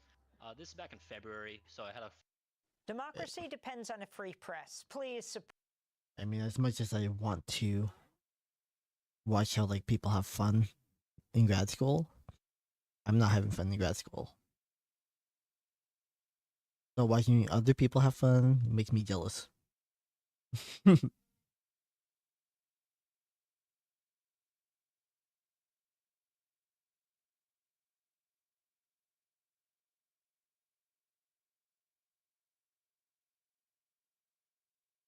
Support our independent journalism at democracynow.org/give. This Ooh, is this is 30 Democracy minutes Now, long. democracynow.org, the Yeah, I one. forgot he was a report. Buddhist. I'm Amy Goodman. Today, It explains a lot Democracy because Now! when I looked at his Global Instagram Exclusive. account, We're there's like a lot joined of by Mohsen references. Madawi in his first live interview since being released. I think he's the after leader of spending a more than Buddhist 2 organization weeks in where a he was Vermont on prison. Madawi is a Columbia he was the University leader student, of a Palestinian Buddhist activist who student holds a org green card. He's at Columbia. a legal permanent resident. He was arrested in Vermont in mid-April when he appeared for what he'd been told was his naturalization interview. After completing the interview, he ended up Like being Marco taken away Rubio by armed and saying all masked that bullshit. federal agents. That was funny though. Mohsen moved to Vermont from the Like, occupied oh, we can West just Bank in revoke your 2014, where he was third green card. generation in his No, you family, fucking cannot. to live in El Tara, a Palestinian refugee camp. He later attended You can't revoke Lehigh a green University card of or a Pennsylvania visa before transferring without to due Columbia process. in 2021 That's to literally study the point. international affairs. At Columbia, he was co-president of Columbia's Palestinian Students Union and served as president of Columbia University's Buddhist Association for 2 years. Mohsen Madawi is one of several students who've been detained by the Trump administration. Former Columbia student protest leader Mahmoud Khalil has been detained since March 8th. Tufts PhD Fulbright scholar Ramesa Ozturk was released a week ago after 6 weeks in detention. And Georgetown University scholar Badr Khansuri was freed on Wednesday after nearly 2 months in detention. Mohsen Madawi spent 2 weeks in a Vermont prison before a federal judge in Vermont ordered him released on bail. The judge, Jeffrey Crawford, compared the recent detentions of immigrant student protesters to the Red Scare and the Palmer raids of 1919-20. This is Mohsen Madawi speaking to supporters just after his release, April 30th. And I am saying it clear and loud. Yes. To President Trump and his cabinet. Yes. I am not afraid of you. Exactly. Judge You don't Crawford scare me. ruled Madawi should stay in Vermont but could come to New York for educational purposes. When the government objected, the judge responded, Mohsen Madawi could travel to New York to attend his graduation at Columbia. The judge went on to write, quote, during his time in New York State, Mr. Madawi is permitted to move freely and conduct his daily activities normally, including but not limited to meeting with A elected legal permanent officials, resident. speaking with and being interviewed by members He of got a the green press card. and media, speaking at public events, attending protests. The Of course, he judge can wrote. do whatever the fuck he wants. Mohsen Madani hopes to begin graduate studies in September at Columbia's SIPA. That's the School of International and Public Affairs. But the Trump administration is still trying to deport him. Well, These Mohsen are fucking Madawi joins dumbass me here bitches, I now swear to in God. our New York studio for his first live interview. Welcome to Democracy Now! Congratulations on your freedom, Mohsen. Thank you, Amy. It's a pleasure to be with you. And good morning to your audience as well. So if you can start off by when was this? telling us what happened. Probably a few why days ago. you ended up going back to Vermont for this 2 weeks final, ago. what you thought, Shit. immigration interview. What happened? I've been out of the loop. I mean, I was waiting for this interview, which is my naturalization process to receive a citizenship for over a year. And the reason I had to go to Vermont because my residence, my permanent residence is in Vermont. Therefore, I went to basically what I thought should be a normal, naturalization interview. I expected at the same time that there might be a trap set up for me, just seeing and witnessing what happened to other students, including Mahmoud Khalil and Rumeysa Ostork. And therefore, I was prepared for that interview, that I might come on the other side with full rights or no rights. We interviewed Vermont Congressmember But he Becca eventually got his Balint, rights back. at the time, because you had written to her. She's the sole Congress member in Vermont, as well as to Senators Peter Welch, who visited you in prison, and Senator Bernie Sanders. You wrote them all because you were so concerned about what would happen? This is exactly right. I mean, I prepared for on many different levels. Part of why I stayed in Vermont is... Yeah, and I remember that still representative, I think, I know that she's Jewish, and he also spoke out against, the atrocities. I do remember that very clearly. Because of the support that I received from official representatives, such as the senators and the congresswomen, who I'm very grateful for. Yep. But at the same time, also, I had to arrange with my lawyers in order to have everything drafted, ready to go, just prepared for the worst case scenario. So I prepared with the lawyers, contacted my representatives, and contacted my community members who are very close to me. And we saw the aftermath of this is I was able to stay in Vermont, something that other students did not have the luxury to do. They were uprooted. Yeah. I mean, let's remember in the first place, he's Palestinian. He has literally, no choice but to fight for his people. I mean, you can say whatever you want about, DJ Khaled, about maybe other notable Palestinian figures. But the truth of the matter is that if you're Palestinian right now, you are expected to be speaking out in support of your people. And so putting him in this situation where being an anti-Israel protester, not because of anti-Semitism, but because of the fact that you are fighting for your own people, their liberation. Yeah, you can argue that this crackdown is racist. It is fraught with anti-Palestinian sentiment, racism, and we've already seen hate crimes against Palestinian people in the U.S. as a result of all of this. So, yeah. from their communities and from legal support. So what happened? You go to the naturalization interview. What day was that?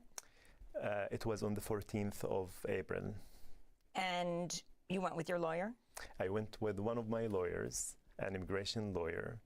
We go into USCIS office. This is the immigration office where I'm supposed to have my interview. And everything looked kind of normal. There were some signs. The officer who interviewed me inside was waiting for us. And after being in the lobby for a few minutes, the lobby was emptied from any like other I feel like that's type of so it was only entrapment should be myself, illegal. my lawyer and my friend, and they looked at the them very and they least it's said, very "This much is the calm before anti-American." the storm." And so you had your interview. Did you sign any documents? Yes, I went through my regular interview for citizenship to the point I thought that I am going to receive the citizenship that same day, because I was asked the questions that I had to answer. I answered the questions correctly, and then I was asked if I am willing to take the Pledge of Allegiance. When the officer asked me if I am willing to do so, I said of course, and he asked me to sign a document saying that I am willing to actually protect and defend the Constitution of this country. And like that's shortly after that moment, just within a minute, the DHS agents storm the office, separate me from my lawyer, and they say that I am under arrest. You're being Palestinian. I mean, were they masked? They were masked. Of course they were. They had hoods on. You could not recognize them, and they had guns hoods on them like as well. And okay, they Chip. masked Okay. around you? Did they handcuff you? Yes, directly. Actually, there was not any space or room to show us documents or to explain anything. And they said, "You're under arrest." So I gave them my hands and I said, "I am a peaceful man. I am not going to resist." And so you were taken. He was an Where easy was your target. lawyer?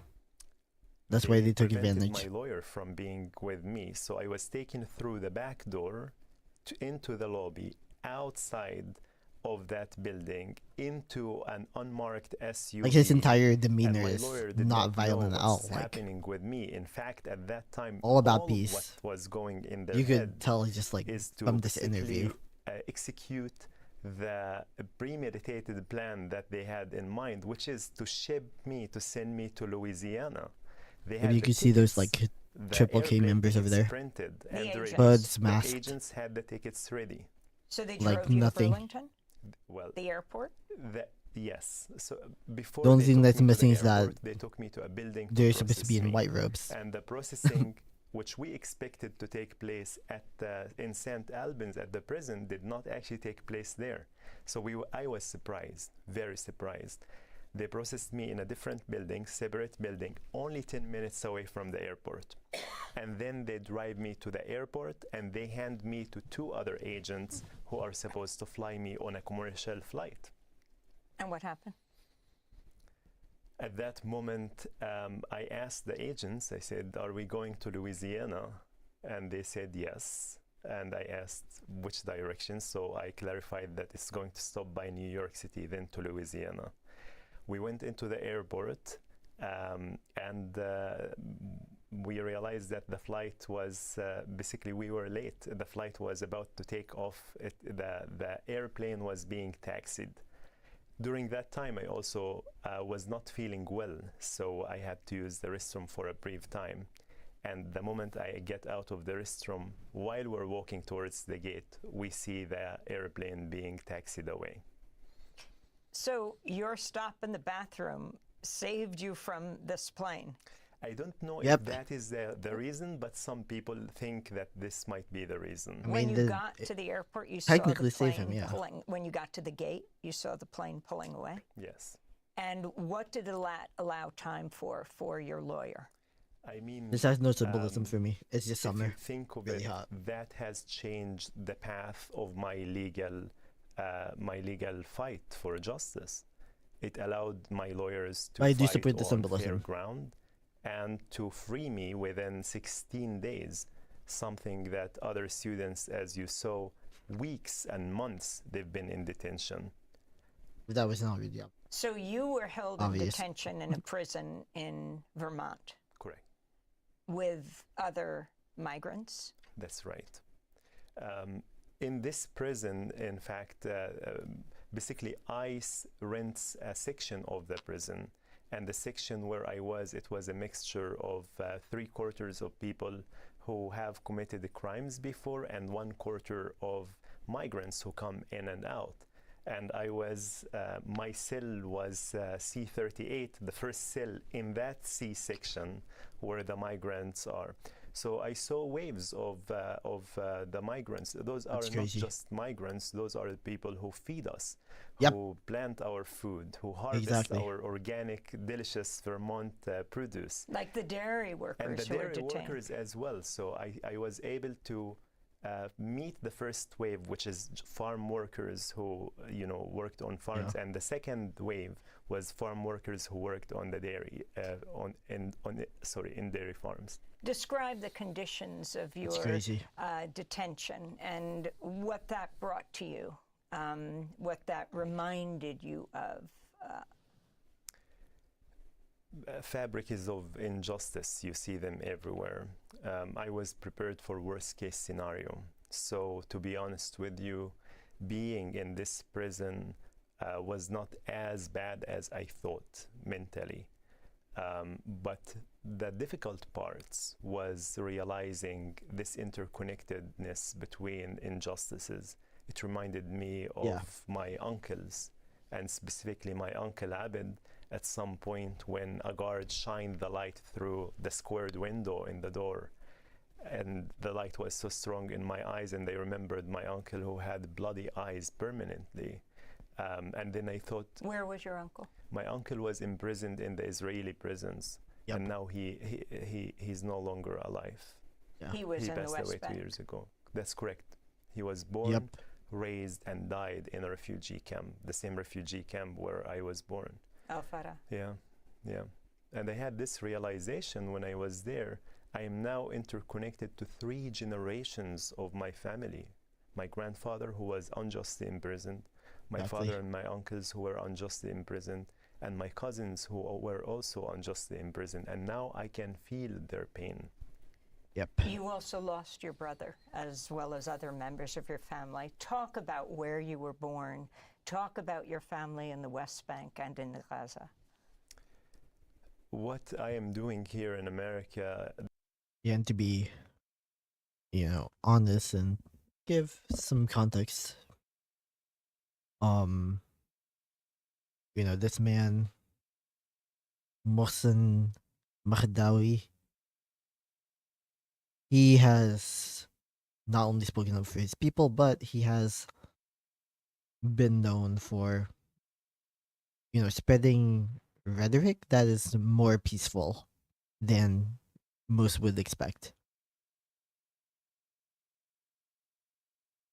And I mean this rhetoric of, basically being anti-Zionist while at the same time being, encouraging peace for Palestine, not holding grudges, all of that. That is the majority opinion in Palestine. It's not that rare. Yes, there are people who are, because and for very good reasons, have, anti-Jewish sentiment. Only because they do associate the Jewish religion with their oppression. But at the same time, this man is full of peace. He is somebody who has a history of wanting to build solidarity over holding grudges and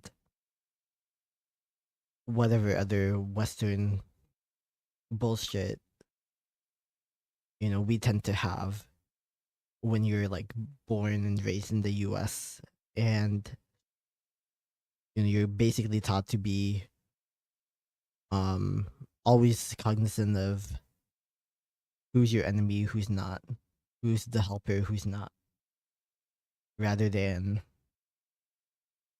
thinking of how we can come together, how we can all be each other's helpers.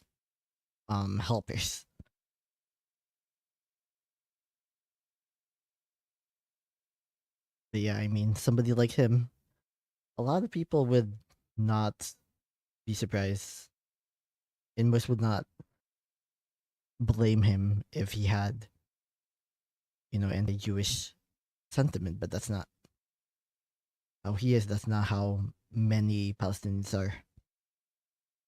This is exactly the question that I hope for the government to ask and to look into, rather than just labeling me. What I've been protesting for is related to my first-hand life experience. As a child, I buried my own brother when I was 8 years old. He was 6 years old, and my brother faced serious issues. He was paralyzed because the Israeli army prevented my father from taking him to receive medical care. The camp was under siege. And then in the second intifada, when it started in 2000, I was 10 years old. And I witnessed my best friend getting shot and killed in front of my eyes. And the pain of injustice that you feel when you see just a kid who you loved so much, his life being taken away in a second, is a painful experience. But that wasn't it too. My uncle, on September 12, 2001, after September 11, my uncle Thayer was killed on the hands of the Israeli army as well. Where?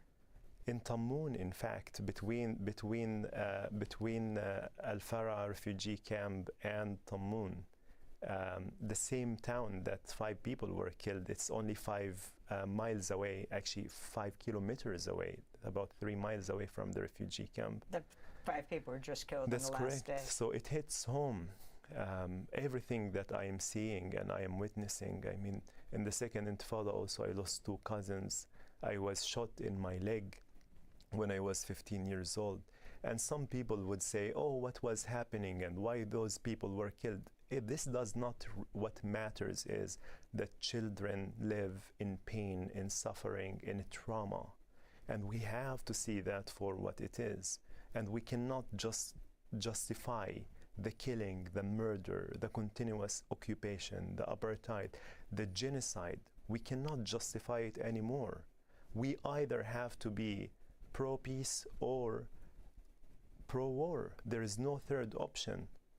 Enough is enough. So many people are suffering. And for me, many family members in the West Bank since October 7th, 4 cousins. In Gaza, more than 30 of my extended family. And I come here to Colombia, and what I do, I share my pain with the world.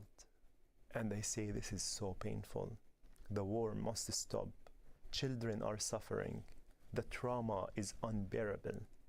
And what they do, the American government and the extreme groups, the pro-Israel extreme groups, they want to silence me. They don't want me to grieve. They don't want me to share the pain. They don't want me to share the loss. They don't want me to ask for justice. It doesn't way or not. They want to silence me. You were president of the Columbia University Buddhist Association for 2 years. What made you become a Buddhist? I discovered Buddhism when I came to America. And what made me become Buddhist is the practice of meditation and empathy that helped me with my pain and the trauma that I bared as a child. So when I came to America for the first time in my life, I was provided with a level of safety to feel safe. And when you have that level of physical and emotional safety, the trauma starts surfacing. And Buddhism has helped me to center, to calm my emotions, and to be able to connect with the other, even my oppressors, even people who caused me harm. And this is how I started my journey and dived deeper into Buddhism until I led the Buddhist Association at Columbia. Over these last few months, the protests that have taken place across the country, calling for the release of the detained students like yourself, have been massive. And on April 20th, protesters gathered at Union Square to call for your release. The protest was organized by Israelis for Peace. This is Josh Drill, an Israeli-American master's student at Columbia University. To deport someone like Muhsin sends a chilling message that peace builders are not welcome here. It derails the very path we so desperately need, and it actively stops Israelis and Palestinians from meeting. As a peace collective, we cannot allow this to happen. We cannot allow these deportations to happen. They threaten our future. At that protest, I also spoke to the New York City Controller, Brad Lander, who is running for mayor right now. Somebody who grew up in a refugee camp in the West Bank saw a friend be killed by an Israeli soldier, and yet rather than turn to vengeance and pick up a rock or a gun, turned to Buddhism and becomes a peace activist and comes here and goes into synagogues speaking about empathy. Exactly. The controller running for mayor, Brad Lander, also Zoran Mamdani, who's running for mayor, has come out in support of you. What was that like? How did you experience that in prison? It might be too cheesy to say that I have never felt as much love and support as much as I felt when I was in the cell. I was not able to see the full spectrum of support and of love and of protest, but I heard about some of the action that was taking place. And I have to say I was deeply moved by seeing everybody who has mobilized and protested, but more specifically by the Israeli and Jewish community in New York City and in America, really like moving and raising their voices against my detention. Also, Judge Crawford noted his court had received more than 90 statements and letters. I understand now it's well over 100 from Vermont community members, academic experts and professors, many of them Jewish, vouching for your character. What did that mean to you, Mohsen? It meant that I am heard, that I am being seen, that my advocacy and work for peace and for justice did not go for nothing. All of this is the Trump administration went after you, saying you promoted anti-Semitism. What did Secretary of State Marco Rubio claimed in a memo that the New York Times obtained that your actions could, quote, potentially undermine the Middle East peace process? How the hell? I'm not sure if they actually have a peace process. If they have a peace process, let them show us what the plan is. What we are doing is we are protesting and we are standing against war. We're asking for America and for the rest of the world to abide by international law and human rights as a first step. This government has been violating the basic principles of human rights and the basic principles that international law was established on. They're violating this country's own laws, the Leahy laws. And if they are accusing me... The former senator of Vermont. Exactly. And what they are doing, they're gaslighting the American people. Yes. And they are pointing the wrong direction. They want you to see Palestinians as enemies. The peacemakers who we have. If you're an American. Israelis, Jews, Muslims, Americans, everyone, and see the fact and the reality for what it is. What they're trying to do, they're trying to distract from the real issue, and the real issue is funding and supporting a genocide and dehumanizing Palestinians and seeing them as less of a value, don't deserve equal rights as everybody else. Mohsen Madawi, can you talk about your dreams for the future, starting with next week? Class day is Monday. I don't know if it was timed for the 100th anniversary of Malcolm X's birthday, but that is Monday, May 19th. Graduation is Wednesday. What does it mean for you to be here in New York graduating with your classmates? This is a long-waited for journey. This is the seed of hope that my uncle Thayer has planted in me when I was 11 years old and when I was in deep level of pain after the loss and horror and the trauma that I felt. And he said to me, he said, after the Nakba, the 1948, we lost everything but our minds and our souls. And he said, education and hope is your only way and your path moving forward, because we have nothing left. And in honor of my uncle's spirit, I continued studying really hard until I made it to this point, despite of all of the obstacles with the Israeli occupation.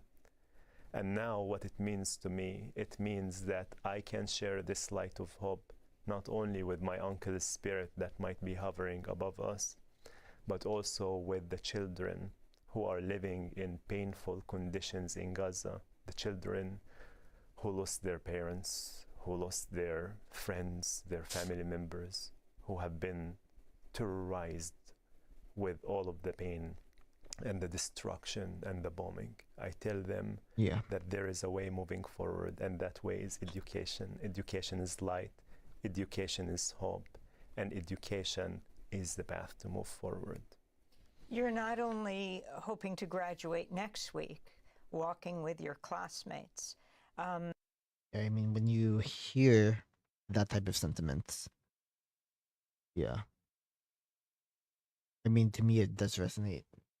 Not just because I'm Asian American, but because, you know, my own people experienced what Palestine is currently experienced and has been experiencing for decades. It experienced that not too long ago. To them, you know, what's been going on with Gaza since October 7th. That went on for like a 5-year period. They basically had a 5-year version of their own Nakba. One that happened even before the actual Nakba. In terms of how many people were killed, in terms of famine, in terms of just the type of genocide that was wielded against them. And so that's why, to me, it's also like important not to take education for granted. Even though I get tired, even though I get like stressed out about like these deadlines on top of like work and other obligations, it's just like I know that this is worth it, and I know that to a certain degree I'm living what my ancestors wanted me to do. And I mean, so that's why I can relate to what he stated about how education is that very important thing to do when you've lost everything. Even though, I'm American, I have a few things here and there here in the US. I can still relate. Because at multiple points in just the last 125-26 years or so, I had generations of predecessors who did lose everything at given points in time. I mean, I'm like the first generation outside of occupation. I'm like the second generation born outside of like occupation. whether it be Spanish colonialism or whether it be American occupation. Ironically, I'm here in the US, but still. But then you want to go on to CIPA, to the Columbia School of International and Public Affairs graduate school, where you've been accepted. The judge in Vermont says you should be able to be here in New York to continue your educational activities. Yes, this is also to fulfill the dream that I have, the dream of peacemaking, of conflict resolution. This is the whole point I came to Columbia, and this is the whole point why I am going to study at CIPA. Yes. The American government, as it seems to me, they don't want me to continue my education. They didn't want me to graduate, and they don't want me to get my master's degree. I also have to share that what happens at Columbia University matters for the rest of America. The Columbia University administration, as I have been witnessing it, has been participating in the deterioration and destruction of the democratic system. They are not listening to their students. The students have, like the majority of the student body, have voted to divest from more any entities that are supporting the apartheid and the genocide. Columbia University administration is not listening. And in a matter of few days, I will be walking, and I would be walking with a conflict, mixed feelings. The feeling that I love this university that has given me tools to express my thoughts and to yearn and to achieve my dreams for freedom and for justice. And the other feelings that I feel deeply disappointed by the Columbia University administration. And I know that it's going to continue to be a struggle while I am going to be finalizing my master's degree. As you and Rumeysa Öztürk, the Tufts University student, and Badr Khansuri, the Georgetown scholar, are released, others remain detained, like Mahmoud Khalil, a judge in Vermont among those determining his fate. What is your message to those still behind bars and those whose names we don't know?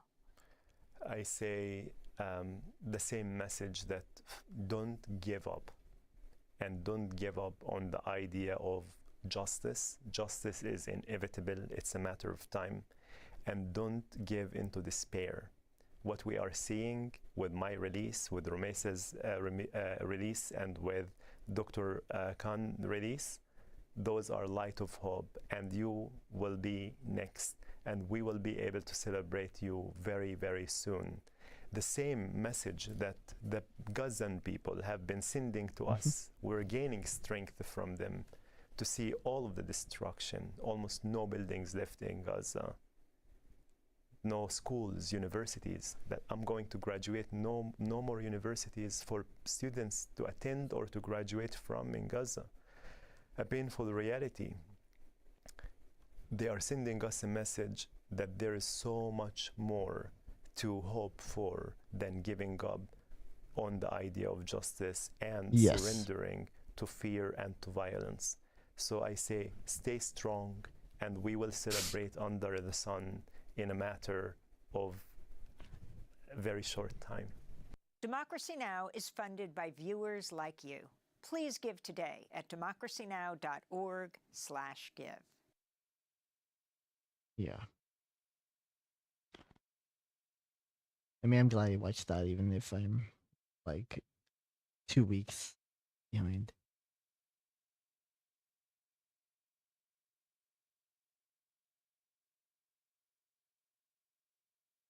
Mirror gear, that was a waste of money. I used to watch this guy, I think. So I know y'all love it when I'm wrong, and today we're going to go over some times that I was wrong about camera gear purchases. We're going to go over the biggest waste of money that I've made on camera gear, but more importantly, I did end up we're buying going to like go over a the lesson that I learned DJI making Osmo. these bad purchases to hopefully help you make some smart decisions That was a when waste it of comes money. to investing Even in I know your that. creativity. So let's talk about it. And big Though I thank you got to it for Squarespace like for sponsoring today's video. We'll talk about them $100 a little bit later refurbished. on. So I don't need to waste too much time on an introduction. Well used. It topic of came this from video is pretty oh self-explanatory. yeah, no, it was and 64 clear, bucks So let's get into from the Sri first Lanka. huge waste of money. This right here is a Leica SL2 battery grip. But And what this is that? costs Oh, over $1,000. I can't remember the exact price, but I bought this I new. have a camera This grip thing, too. I did all the mental gymnastics possible to justify this purchase. I because can't justify the this Leica purchase. SL2 has really bad battery. I'd go out on shoots and it would get to halfway and I'd lose the ability to record in Cinema 4K, which is a horrible feature of the SL2, and I thought this would solve that problem, which it did. But at the end of the day, spending over $1,000 on a camera accessory that's available This on was the only like secondary 60 market bucks for for me, half that so price, sometimes even less than that, is a terrible choice. So the lesson that I learned yeah, from I'm glad I this didn't spend purchase like is to look $1,000. at the secondary market when it makes sense. Every Yes. other Leica camera I've ever bought has been purchased Secondary. secondhand. I only buy used Leicas, and I should have taken my own advice and applied it to this because I would have saved a lot of money. And at the end of the day, a new battery grip is no different than one that's been gently used that's available It's for true. half the price. So look at the secondary market when it makes sense. I have nothing against battery grips. This did what it was supposed to do. I just paid way too much money for it, and I could have taken half of that money and put it into something that made a little bit more sense. Now, Yeah. the second big waste of money is this right here, the DJI Osmo Pocket 3. Now, I purchased this camera I to got make a the video one about it version. because of all the That's hype why it was so cheap. surrounding this camera at the beginning of this year. It was like every time I opened Instagram, That was every like time I opened 3 TikTok, years ago? someone was using this. So I was very intrigued by it, and initially I planned on using this, but after having it in the rotation, I realized I have nowhere to use this. Like, it's just not. Oh no. What happened?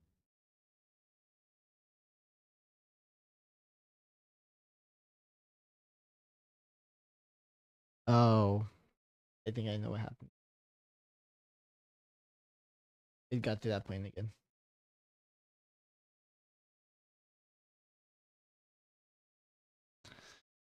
I think it's still playing. Yep, it's still playing. It's playing with me. Okay.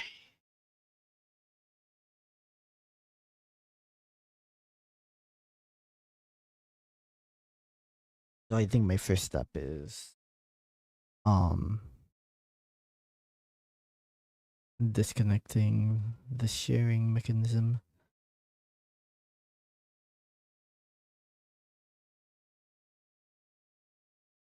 Then reconnecting the sharing mechanism.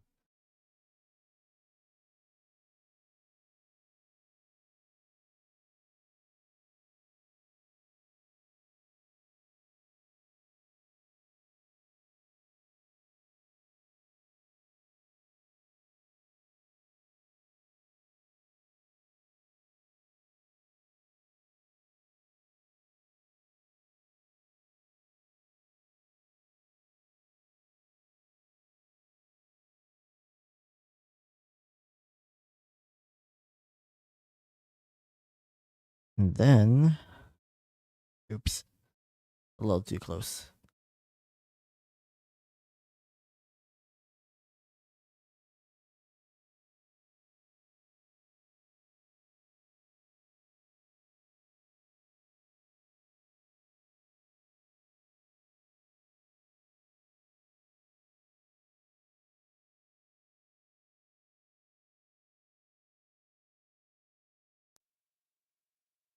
Now it works again.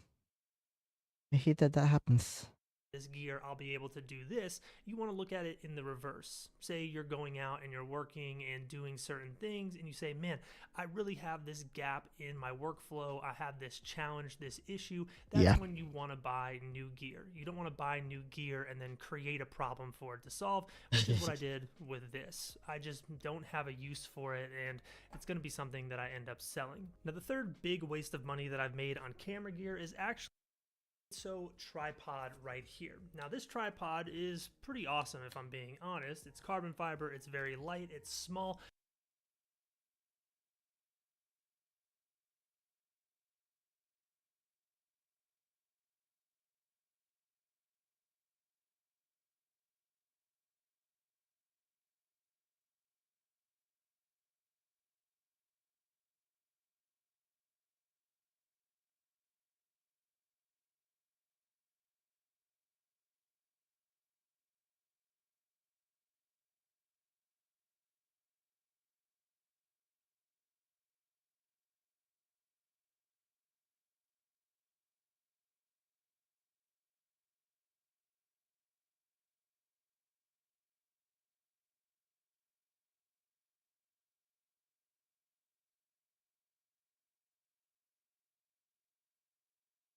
Okay, come on.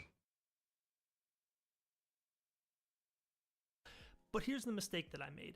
I went and bought the cheapest Gitzo tripod possible. You see, Gitzo tripods are very expensive because of the carbon fiber, because they're light, and if you get more expensive ones, they're very sturdy. But me deciding to be cheap on this purchase, I got the cheapest one. And this feels like a very cheap tripod. It's not very stable, it doesn't secure my camera very well, I have a lot of issues using it, and now for most of these YouTube videos, unless I'm going out traveling and I need to fit something in my suitcase, I end up using just like a basic $100 tripod, and it honestly works a lot better than this.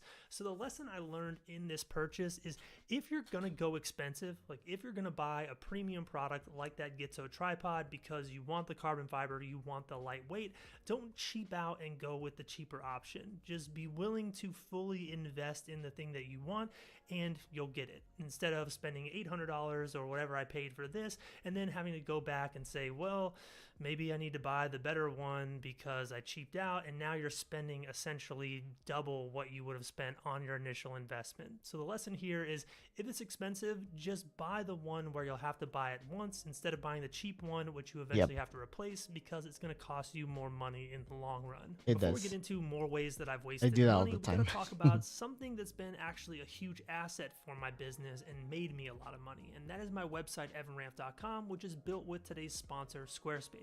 Squarespace allows artists like you and me with no web design experience to create a beautiful looking website. I have web design experience. I don't know what y'all are talking about. Element to our business.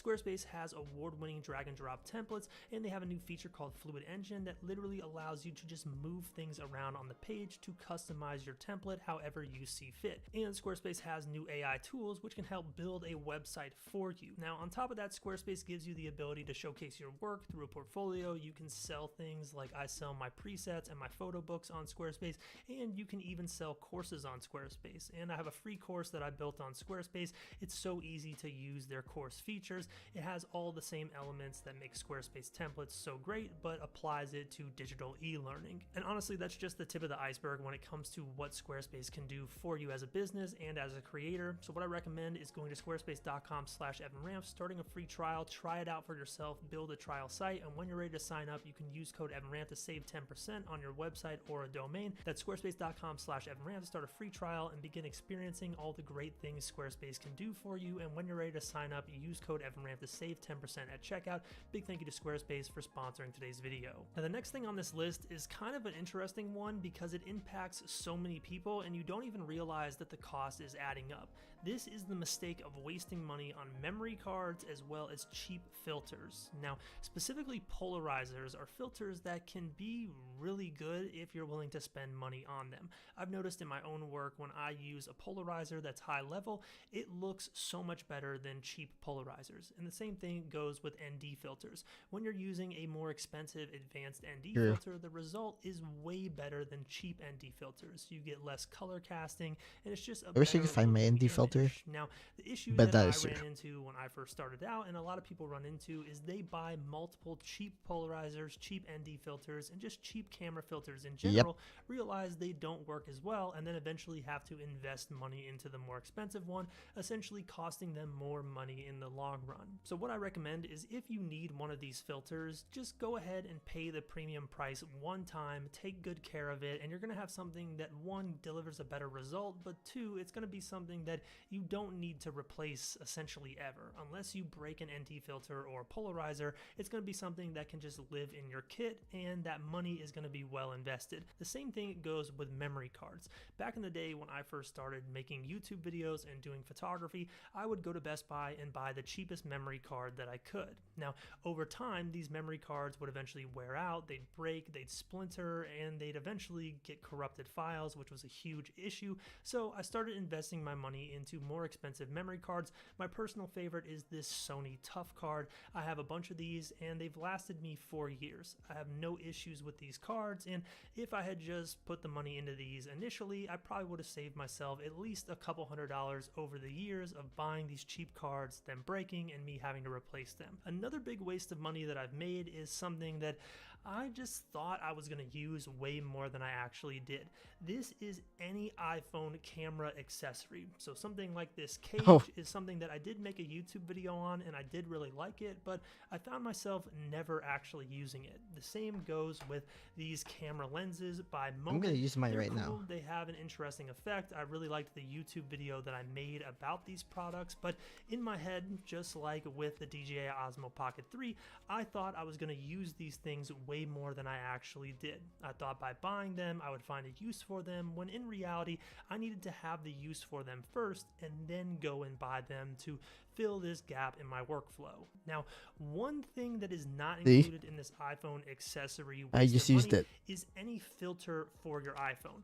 This Polar Pro case right here is something that I personally enjoy, and I love the fact that it's just a basic phone case. It doesn't feel too intrusive, but it easily gives you the ability to add a filter to these cameras. Now, the next huge waste of money I've made in my creative career is cheap hard drives. Now, from the start, if I had a time machine, I wish I just invested in a high-level storage system for my photos and videos. But instead, I did what a lot of people do, which is just continue to buy these cheap, lacy, rugged hard drives and have all my photos on there. They fill up and I have to buy another one and just repeat over and over. Now, the reason why this is a huge waste of money is, one, these hard drives cost money and I'm eventually going to have to buy a big hard drive system anyways. But two, it's also a waste of time. So I'm spending time going through different lacy hard drives. It makes you feel My productive. files aren't very organized. I can't always find exactly what I'm looking for, and as a result, the time that I'm wasting doing this could be spent on something that's actually making me money. I could be filming a YouTube video, I could be going out to shoot photos for my next book,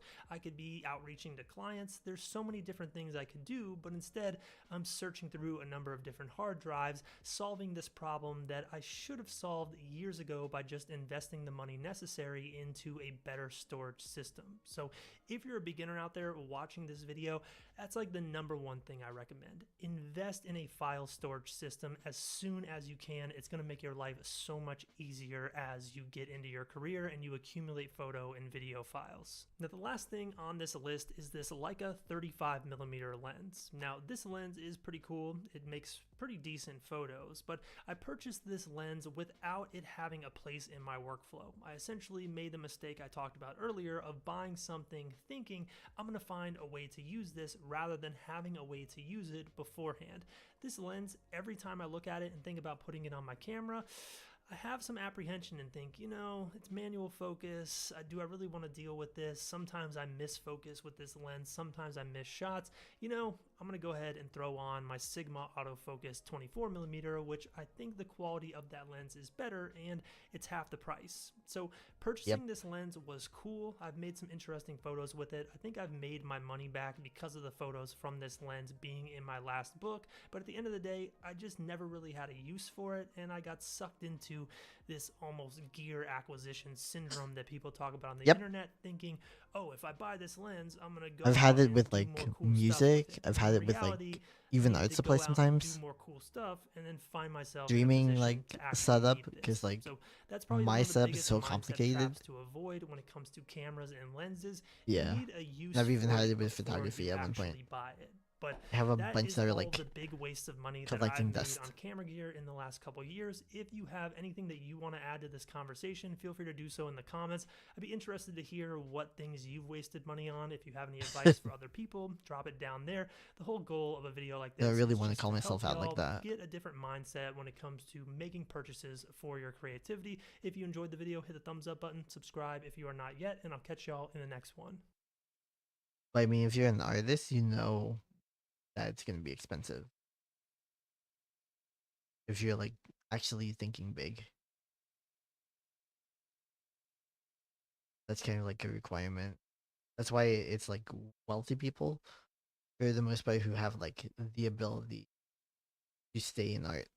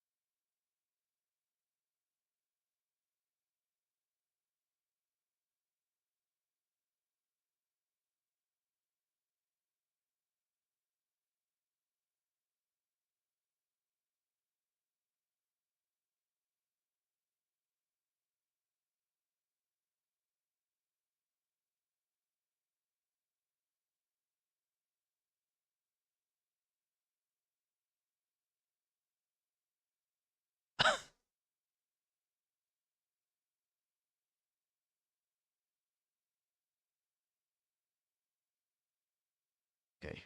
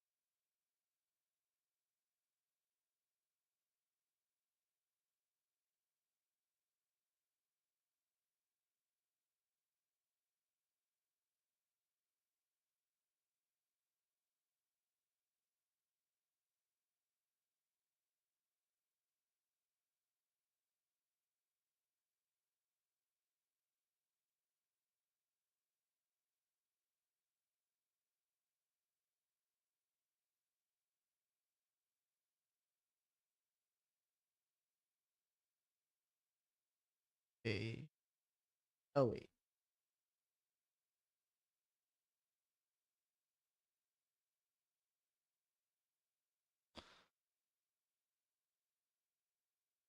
No, the music app is. It just stopped.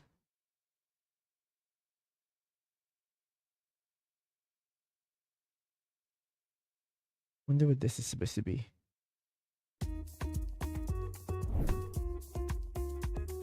When did you start questioning your conservative beliefs, and what was the catalyst for causing you to have those questions? In 1964, I was a rabid supporter of Barry Goldwater. I sent you a copy of my, my biology notebook with the Goldwater and 64 sticker. I put that on all my books, right? I was not old enough to vote, but I felt like he was going to save us. Extremism in the defense of liberty is no vice. He understood that the time was short, and he understood the moral peril of the country and that we didn't have time. And we needed to be saved by him because we weren't getting the job done. There wasn't enough of us, and we couldn't wake the country up enough. And when he lost, I was absolutely devastated. And there was one other person in my class, in the class of 1968, who felt the exact same way. And we are, of course, friends to this day.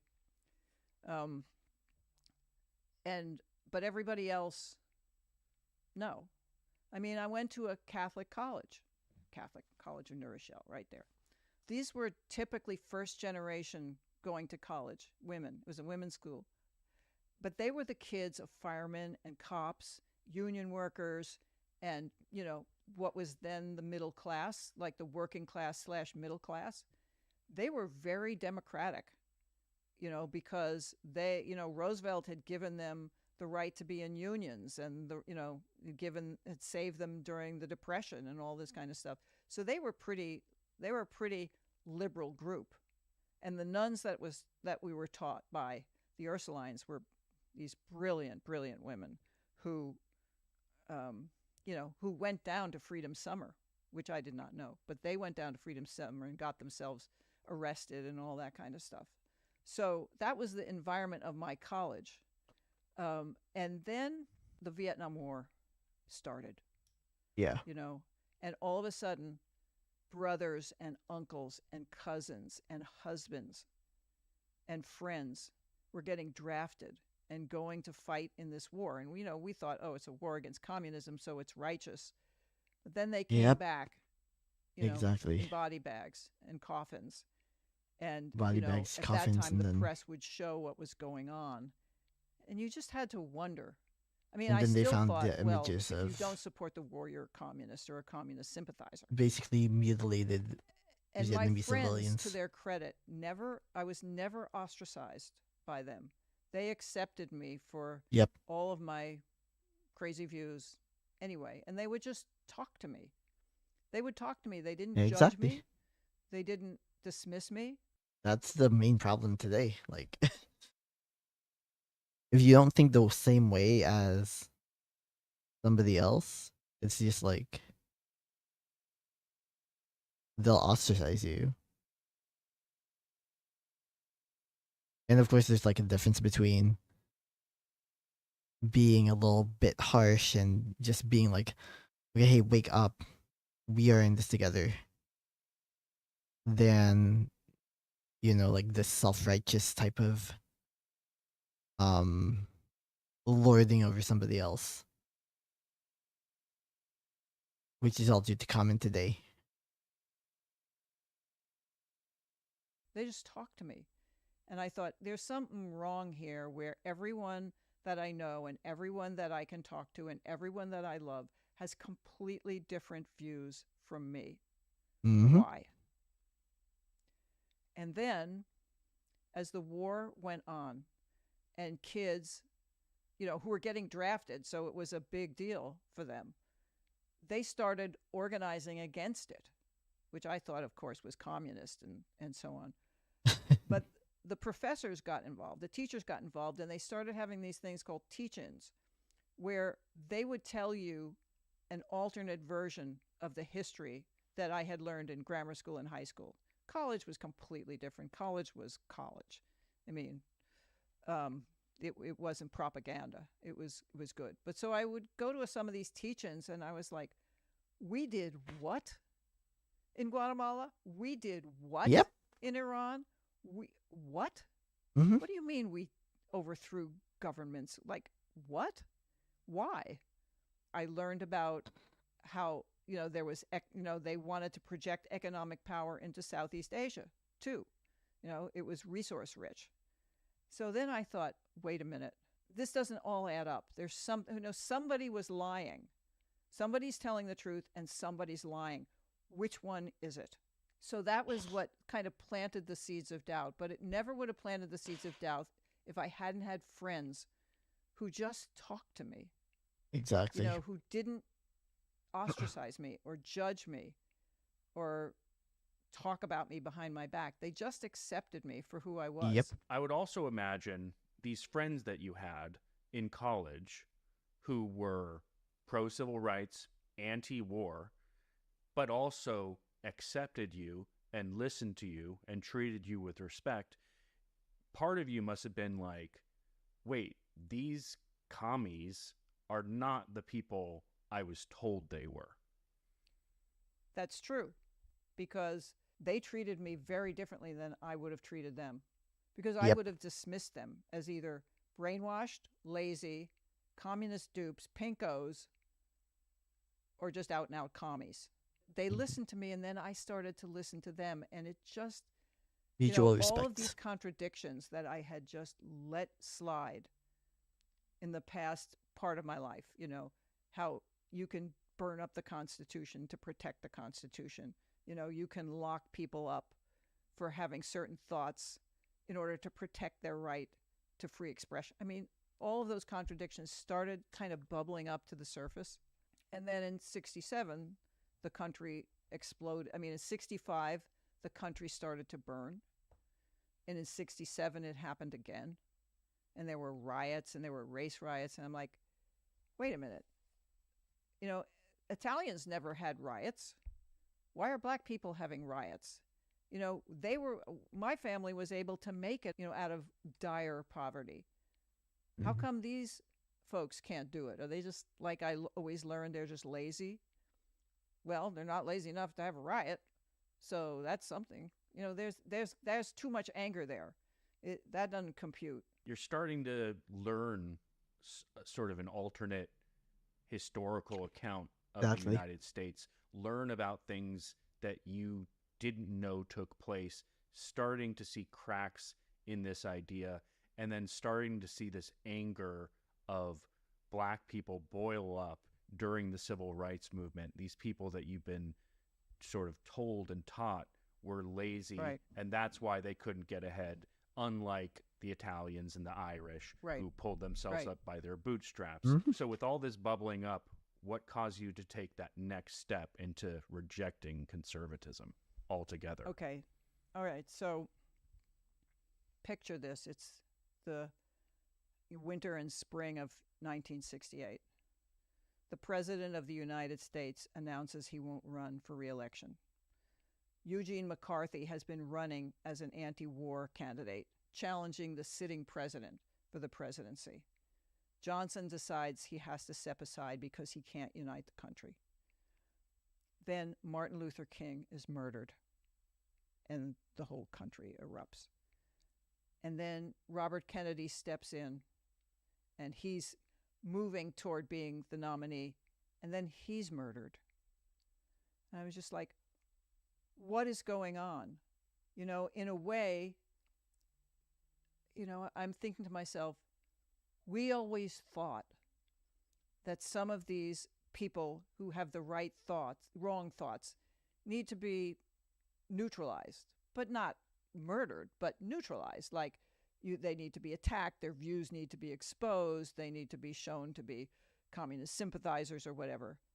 And then I'm thinking, it's not that big a leap to this extreme form of violence that I'm seeing all around us. So, okay, so then I thought, all right, here's the test. I'm graduating from college. A whole bunch of my friends are going into the Peace Corps. Why I didn't go, I'm not sure. But a lot of my friends went to the Peace Corps. And then a lot of my friends joined the New York City Department of Welfare, because it was well known at that time, all you had to do was pass a test that any imbecile could pass, and they would hire you. And I thought, okay, let's see who's telling the truth. I believe that there are welfare queens who drive in from New Jersey to pick up their welfare checks in their Cadillacs. Oh And they my get God, out, they go to what? the welfare department, pick up their check, and drive back to New Jersey and live in their mansion. And that there's just so many of these, and they're all black people, of course. Is that true? And are the people on welfare just a bunch of lazy slugs who are just sitting there and just so happy that they don't have to work and they can just sit home? And I don't know what you do when you sit home all day. So, okay, I'm I going to wish find I could out. do that. So Just I sit joined home the all welfare day. department, which is a whole other story in the New York welfare department. I mean, I sit home all day, At that time. I'm but like, I'm okay. working. So So. I get my caseload. The training consists of, you know, people are entitled to certain things every year, certain amount of money every year for their shoes and whatnot. And ordinarily, we don't give that to people. But this year, because the mayor is up for re-election and he basically wants the city to be quiet this summer, you can give people what they're actually legally entitled to in terms of money for shoes and all stuff. So it's like, great, okay. So I go to this, I get assigned a building, because that's how it was in New York, and there was concentrated poverty, and I got a building. But I got a really unique building. I got single room occupancy building, and it was full of senior citizens. And these were people on welfare. And I was like, they were the best, the nicest, the most beautiful, most interesting, most polite, most funny, most fascinating people I ever met. One after another, I would just sit there and listen to them tell me stories. And I had one guy who told me Arabic fairy tales. And I mean, I just thought, wait, where are the welfare queens?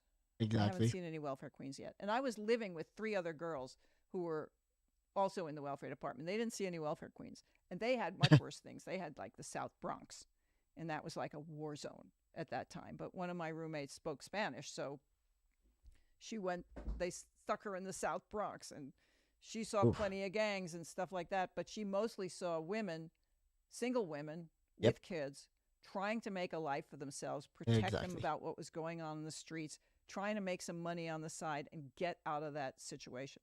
I remember this Hispanic woman. We were supposed to look under people's beds to make sure that there were no shoes. I was like, oh, come on. You know, some guy's shoes. I'm like, No oh, shoes, come on. no The shoes hell? of their boyfriend that's also Of their living boyfriend with who them. would be That's giving crazy. them money. And so here's this woman, and she's at home with her little daughter, and they're making jewelry with these little beads, and they're stringing them together to make 5 cents, 10 cents, and go out on the street or go out into the parking lot and sell it. And I'm thinking, what the hell? What the hell? And this little girl says to me, will you be my sister? Aw. And I was just like, no, this is wrong. This is just wrong. It's all a lie. Exactly. Everything I have been told is a lie. And I went back to my case supervisor and I said, there is an empty community room at the bottom of this tenement. There are women in this building who are great with kids. Why don't we train a bunch of those women to be child care workers so that the other women in the building who really want to work and get out of this life can go to work? And there'll be somebody and they can't because nobody is taking care of their kids. They don't have any money for it. You know, they don't have an extended family to take care of them. Why don't we do that? It's just a no-brainer. You could create you could get all of these people out of poverty. They don't want to be in poverty. Who wants that life? Exactly. You can barely survive. What are you talking about? I don't see any welfare queens driving Cadillacs. I see people struggling to make a life against all odds. You know, the people who told me about the welfare queens either never went here or they're just lying. Yep. I mean, maybe there was a woman from New Jersey who was driving a Cadillac. I mean, people game the system. It's human. It's human nature. You know, I would expect, I mean, look what happened in COVID, right? People ripped that system off for billions of dollars. It's just, it's kind of American to game system. Yes, it figure is. out the rules and then game the system. Right. You know, I mean, maybe there were 2 welfare queens. I don't know. But that's not what we saw. None of us who are working these streets. What we saw was people desperately trying to live the American dream and having no way out. I mean, I learned a whole bunch of things. I learned that I'd been lied to. And once you realize you've been lied to, you don't believe anything that they told you. Yep. Because I believed that with my heart and soul, and I read about it in such detail. And, you know, like they say, if you're going to lie specifically. Yes. I'm like, they probably lied to me about everything. And so I didn't believe anything anymore that I had been told, because I had seen with my own eyes what it was like. Thanks so much for watching, everyone. That was a clip from one of our full episodes. So if you want to hear more of that discussion, please click the link on your screen. And if you're enjoying these discussions, please like and subscribe and let us know what you think in the comments. And please consider supporting us on Patreon, where you can get early access to our videos and bonus content. Patreon.com/talkingpoliticswithmom. Thanks so much, everybody, and we'll see you next time.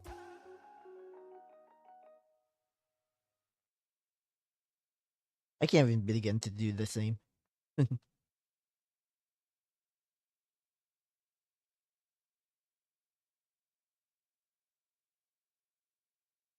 Just talking politics with your mother. I can't imagine.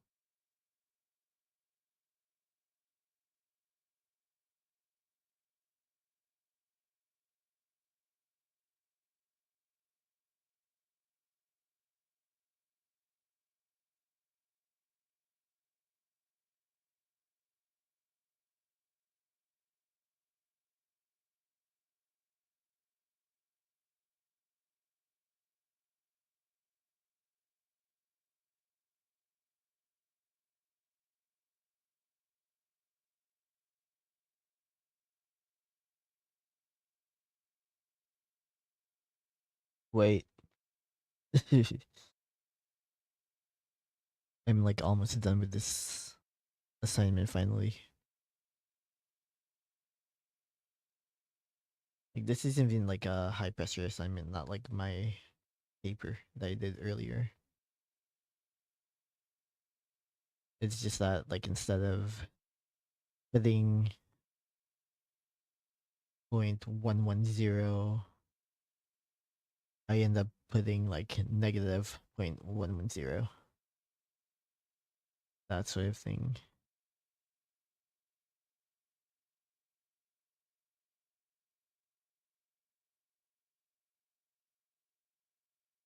Okay. We're gonna end the stream pretty soon. Anyhow.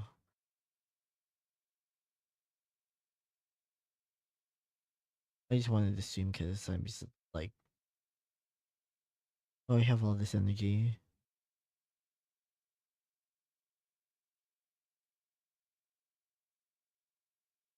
What am I gonna do with it?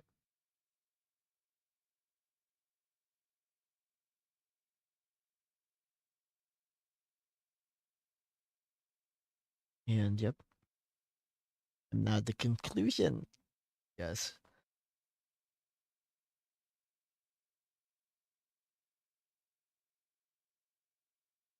Okay, but before I work on the conclusion, I'm gonna hear my mouse again.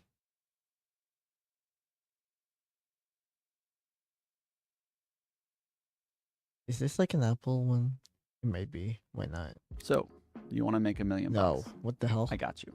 If you just focus for the next 30 minutes, I will give you a simple 3-step blueprint to make $1 million from scratch with no experience. Oh my god, get me out. Or you could get distracted, go back to doom scrolling, and wonder why you're not I'm not making doom progress in scrolling. life. I'm doing my homework.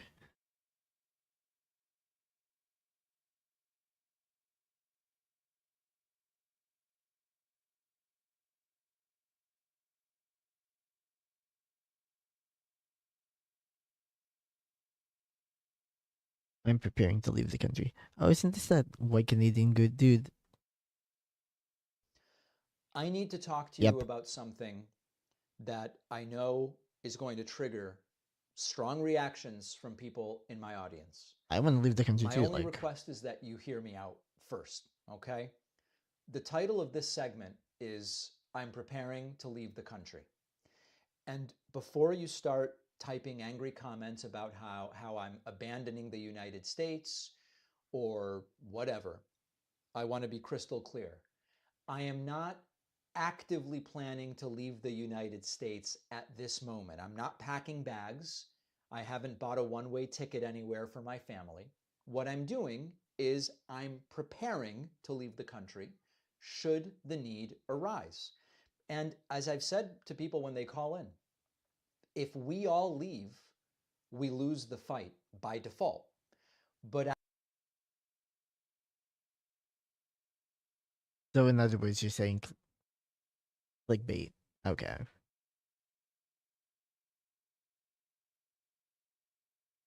He is in Houston yet. I think I saw. Yeah, he was so mad.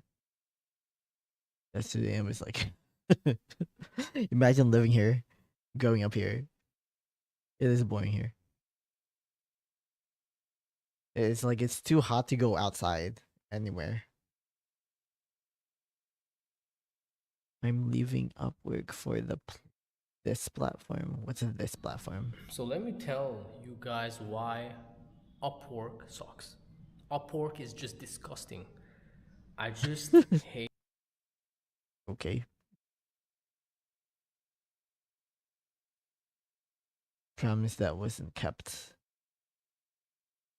Knowing that I just wrote that ethical AI paper. And then all of a sudden, like, I got recommended a video about how ethical AI doesn't exist. It's like, okay, YouTube. What are you trying to tell on yourself? Why, you need an iPad. I'm just quirky. Oh, this is me. I'm just quirky. Think that you don't need an iPad. That's why in this video I wanted to tell you the tone. Okay, I don't think I can watch Thinking that about memories from the past. for a while. Before my eyes shoot open and I go, oh. I'm trying to find like a long video that I can listen to while I do the rest of this assignment.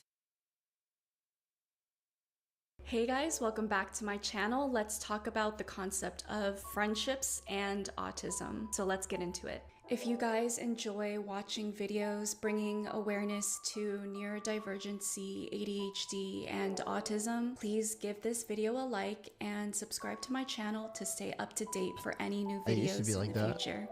So I was to be sitting completely in honest. session with one of my clients the other day when they asked me a pretty interesting question about my experiences with friendships. She asked me the question of, Irene, do you ever feel very lonely? She asked this because she I was do. talking about how she All the time. struggles to make friends and maintain friends. I think she was just trying to see if this was something that other people struggle with as well, or if it was just her experience. And I know for a fact that we are not the only ones who have experiences like this. Trouble making friends, trouble understanding friends, trouble maintaining friends. And so I thought it would be really nice for me to make a video kind of talking about this type of topic so that other people. Oh shit. Not again.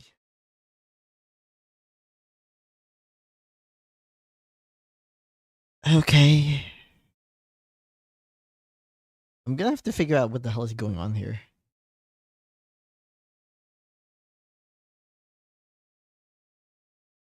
Like, this just happened less than an hour ago.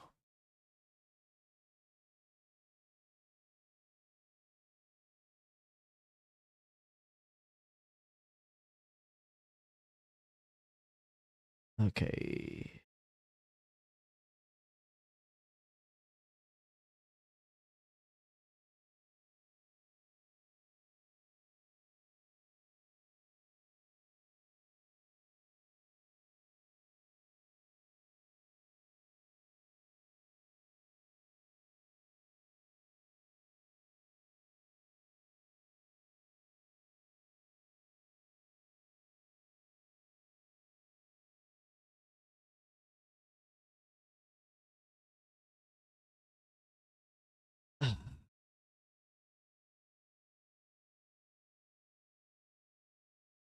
I might need to, like...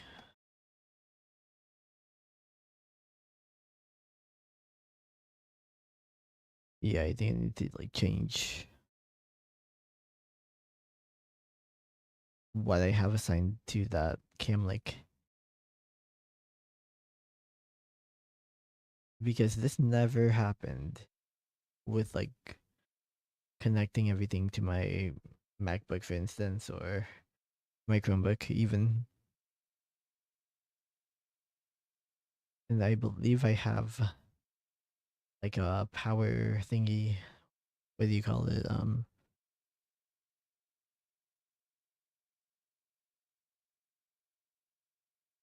You know, a USB-C charger, whatever you want to call it. Especially when it Scheduled comes to for today. friendships. We all come from different circumstances, different environments. We all have different personalities. It's called a spectrum for a reason. No person is the same, period. I'm not speaking Where'd on that these happen? things in a way to stereotype us in any sort of way. It's just speaking on my experiences so that others out there who relate to me can have a community to join and to feel connected to so that they know they're not alone. Reflecting on my experiences with friendships throughout my life, I can think back to certain cycles in my life of how I was naturally, how I started to mask and come into my own in different ways. When I was a younger child, I had a very easy time making friends personally because I was very outgoing. A lot of people would describe me as very outgoing and straightforward. That trait made it easier for me to make friends because I remember I was just so blunt, and I feel like kids are just like this anyways because kids.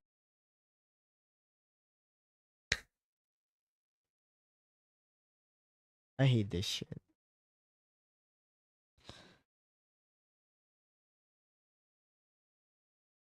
Oh my fucking god.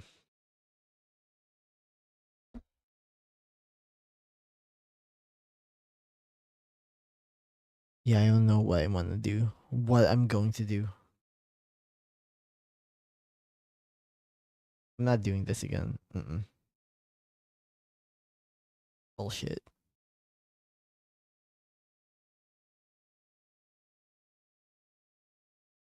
Alright, well, I guess I'm ending the stream before I end up, what do you call it? Submitting my assignment. which I could have done before 7, which was my goal. I'm literally like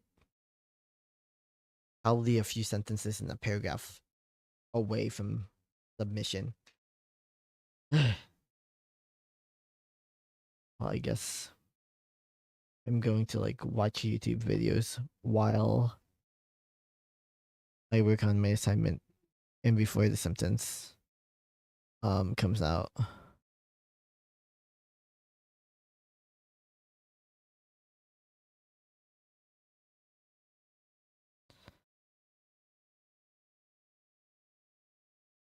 So first off, I'm gonna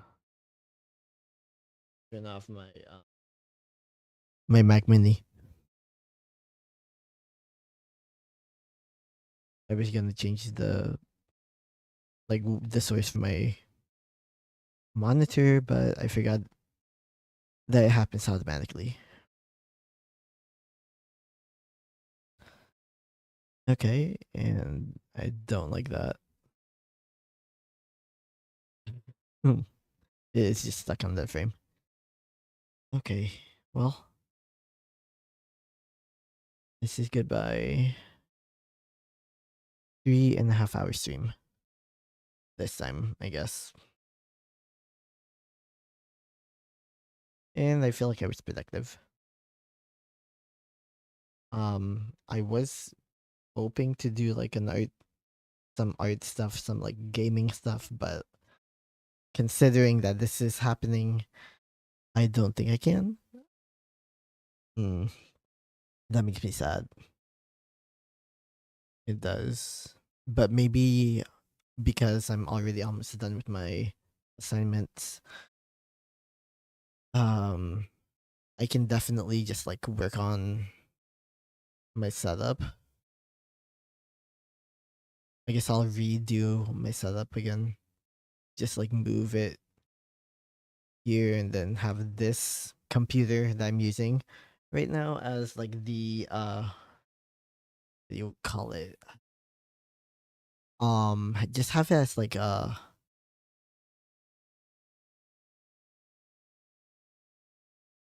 the main streaming setup for my over there when I'm in my art room or whatever.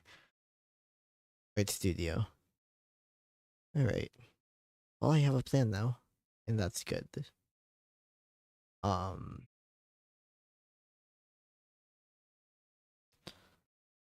Yeah. This makes me sad. But I guess I have a plan for the rest of the day. As I watch The Simpsons and Animation Domination. Wait, didn't they move that to Thursday? Because if they did, I'm gonna be pissed off. Oh well. I guess to whoever's watching. Bye. Oh wait, I forgot I have a face scene. Yeah. See, now you can see me in that freeze frame. Alright. See you around.